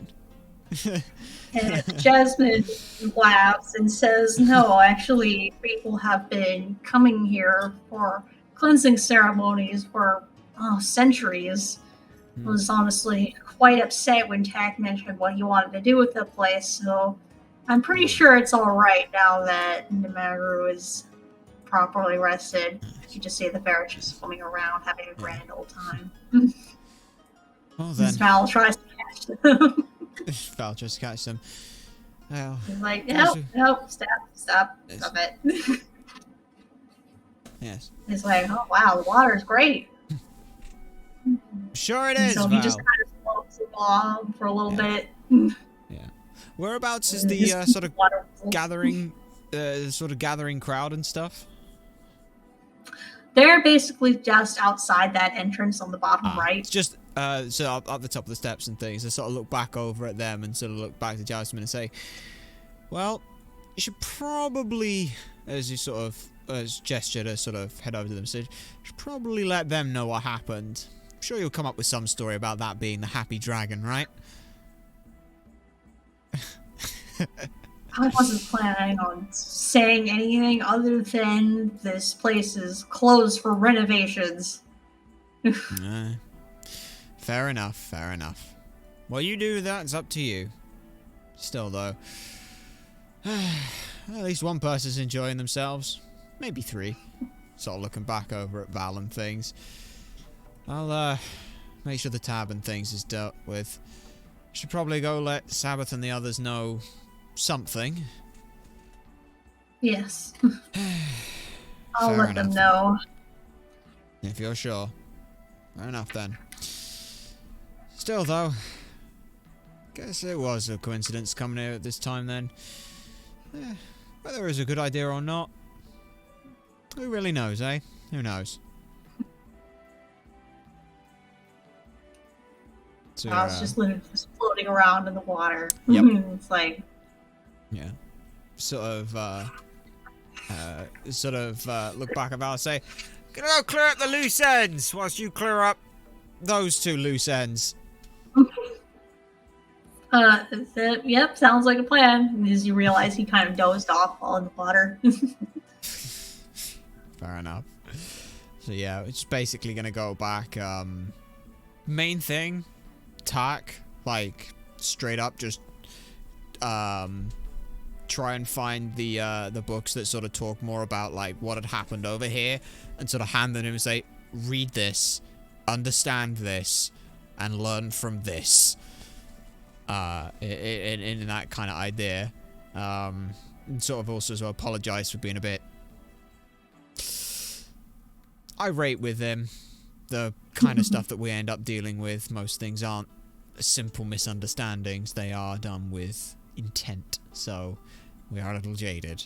We apologize to that regard, but let him know that he's got a head on his shoulders that at least wants to do right, but just, you know, you don't need to do right by yourself. Like, actually, like, go to the people who know this stuff or try to learn this stuff, because we don't know everything. And to be perfectly honest, we thought that you were doing this for some ill-gotten gains or something, but let's let bygones be bygones. Just sort of very surreptitiously try to also hide or put the paperwork that we took out of the thing. Just subtly try and slip that into his pocket, so he thinks he had it with him all along. Sleight of hand for that one. Yes, you probably do need to sleight of hand to succeed at that. Oh, okay. Well, it's at least a +4. It's a 9. How distracted is he, and how distracted? He sees you trying to slip it back to him. Yeah. And while he's certainly not pleased to see that you have it, he's more than happy to take it back and not hold it against you, considering that you just saved his ass. Yeah. Like I said, bygones be bygones, mate. Like I said, used to the more seedy side of things. But, promise you, nothing has been taken that shouldn't have been. The only thing we took here was an app. Yeah. And then the last bit was just going to be heading back to the sort of the main hall and things. Probably just to see what it is Jasmine's doing. And oh yeah, that was the last thing as well. Before we sort of leave the thing, is Said Attack. You should really talk to Jasmine. Yes, I suppose I should. Yeah. But yeah. After that, it's going to be basically heading back to the main area. A little bit for grub as well, because we didn't quite realize that we didn't eat breakfast. So, yeah. Sort of after that wave of tranquilness is just sort of a, man, I'm hungry. Same. So gonna be grabbing some grub and things and just sort of unwinding, as it were.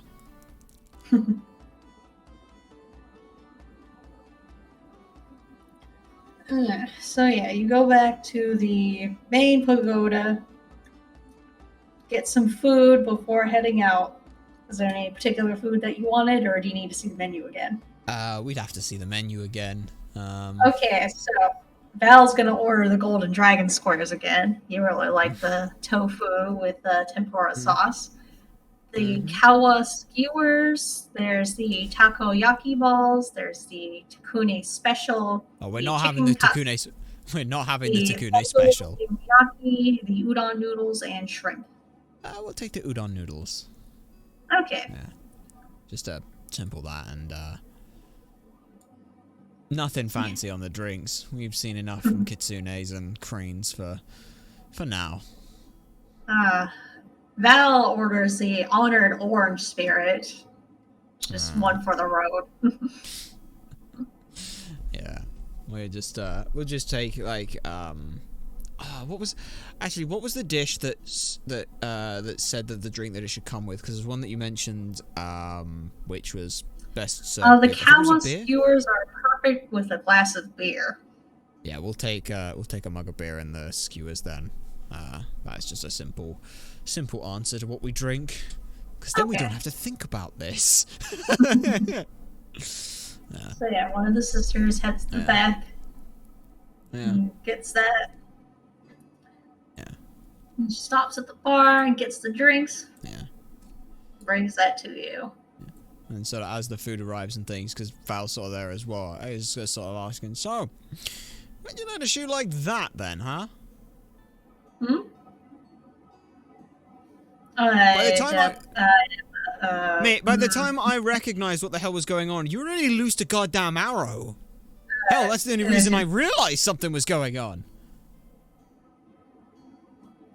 let's just say I didn't hire you because I need to have someone fight for me. And so he takes his Yeah, I drink, which is in noticed. a very tall fluted glass, and it has black currant liqueur on the bottom with orange juice and let's see, and it has a twinkling light that illuminates the bottom of the glass, so it transitions in color from like a dark purple to a bright orange. It's a very touristy looking drink for sure. So he casually drinks that. He's like, I mean, I don't know what you're talking about. Yeah. Still, though, probably be the last one of those served as well, by the looks of it. So looking at that drink. Anyway, at least the grub's good. And sort of starts digging in and stuff. Yeah. Guess I'll have to come back here at some point. Less dragons next time, hopefully. Hopefully. Nah. Still, though, at least you crossed that off your list. Wasn't even on the list to go ahead and help perform a burial for a dragon, but there you go. Indeed. Speaking of, where is next on that list of yours? Probably should head off. We spent half a day here. Yes. Yes, I think that we're going to get our things from the cottage and we're going to head out. Yeah, sounds like a plan. And we'll finish food and then check and gather things and again just try and dry up as much as I goddamn can, because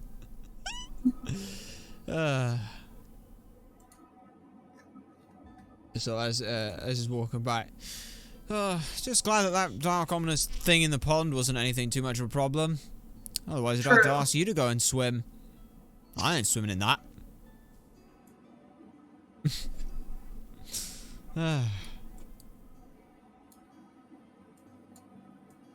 Okay, so head back to your cottage and you gather your things and you get ready to leave. Fantastic then. Fantastic. We'll go ahead and, like you said, grab the stuff and leave. The teapot, as it were. Didn't really look like a teapot. It's sort of as you leave, you know, none of this looks like a teapot. Never got the name. As we the only other thing that we do as well is on the drawing things, we just leave the there's just the nails and the flyers. We just left those on the side there because we have absolutely no use for them, so they're left there. Okay. Nice. And with that ends the session. Fantastic. That was a very enjoyable session. Thank you. I hope you All enjoyed right, it as welcome. well. I figured that it was probably about time that we started fighting things. Yeah, well, you say we were fighting things. We were holding the stuff off. You were the one loosing arrows left, right, and center. Quite literally in some of this case. I mean, yeah. Yeah. And maybe we were thinking a little bit too seedy with this stuff. Maybe we were thinking they were being a bit more malicious, but it's not exactly easy to say that someone is desecrating a temple out of stupidity. Either way, I mean, you probably shouldn't always assume the worst in people. True. But then again, this is Swiftwhip, so we have to go with from their perspective. We obviously don't, but yes. We'll go ahead and say our thanks there. Thank you very much. Hopefully same time again next week. Indeed. By the way, you're level 4 now. Well, we'll look into what level 4 means for us. Thank you very much then. We will see you next week. Take care. Okay, well, with that pretty much goes ahead and ends off everything here. It's been a lot of fun, and we had a little bit of enjoyment with such. It was definitely a very fun time. Now level 4, what does that mean? Absolutely no idea. We'll figure that out next time. But for now, this is where we go ahead and end things off. Next week, we will be back doing whatever it is we're doing next week. Hopefully, we will see you there. Thank you very much for watching. Take care.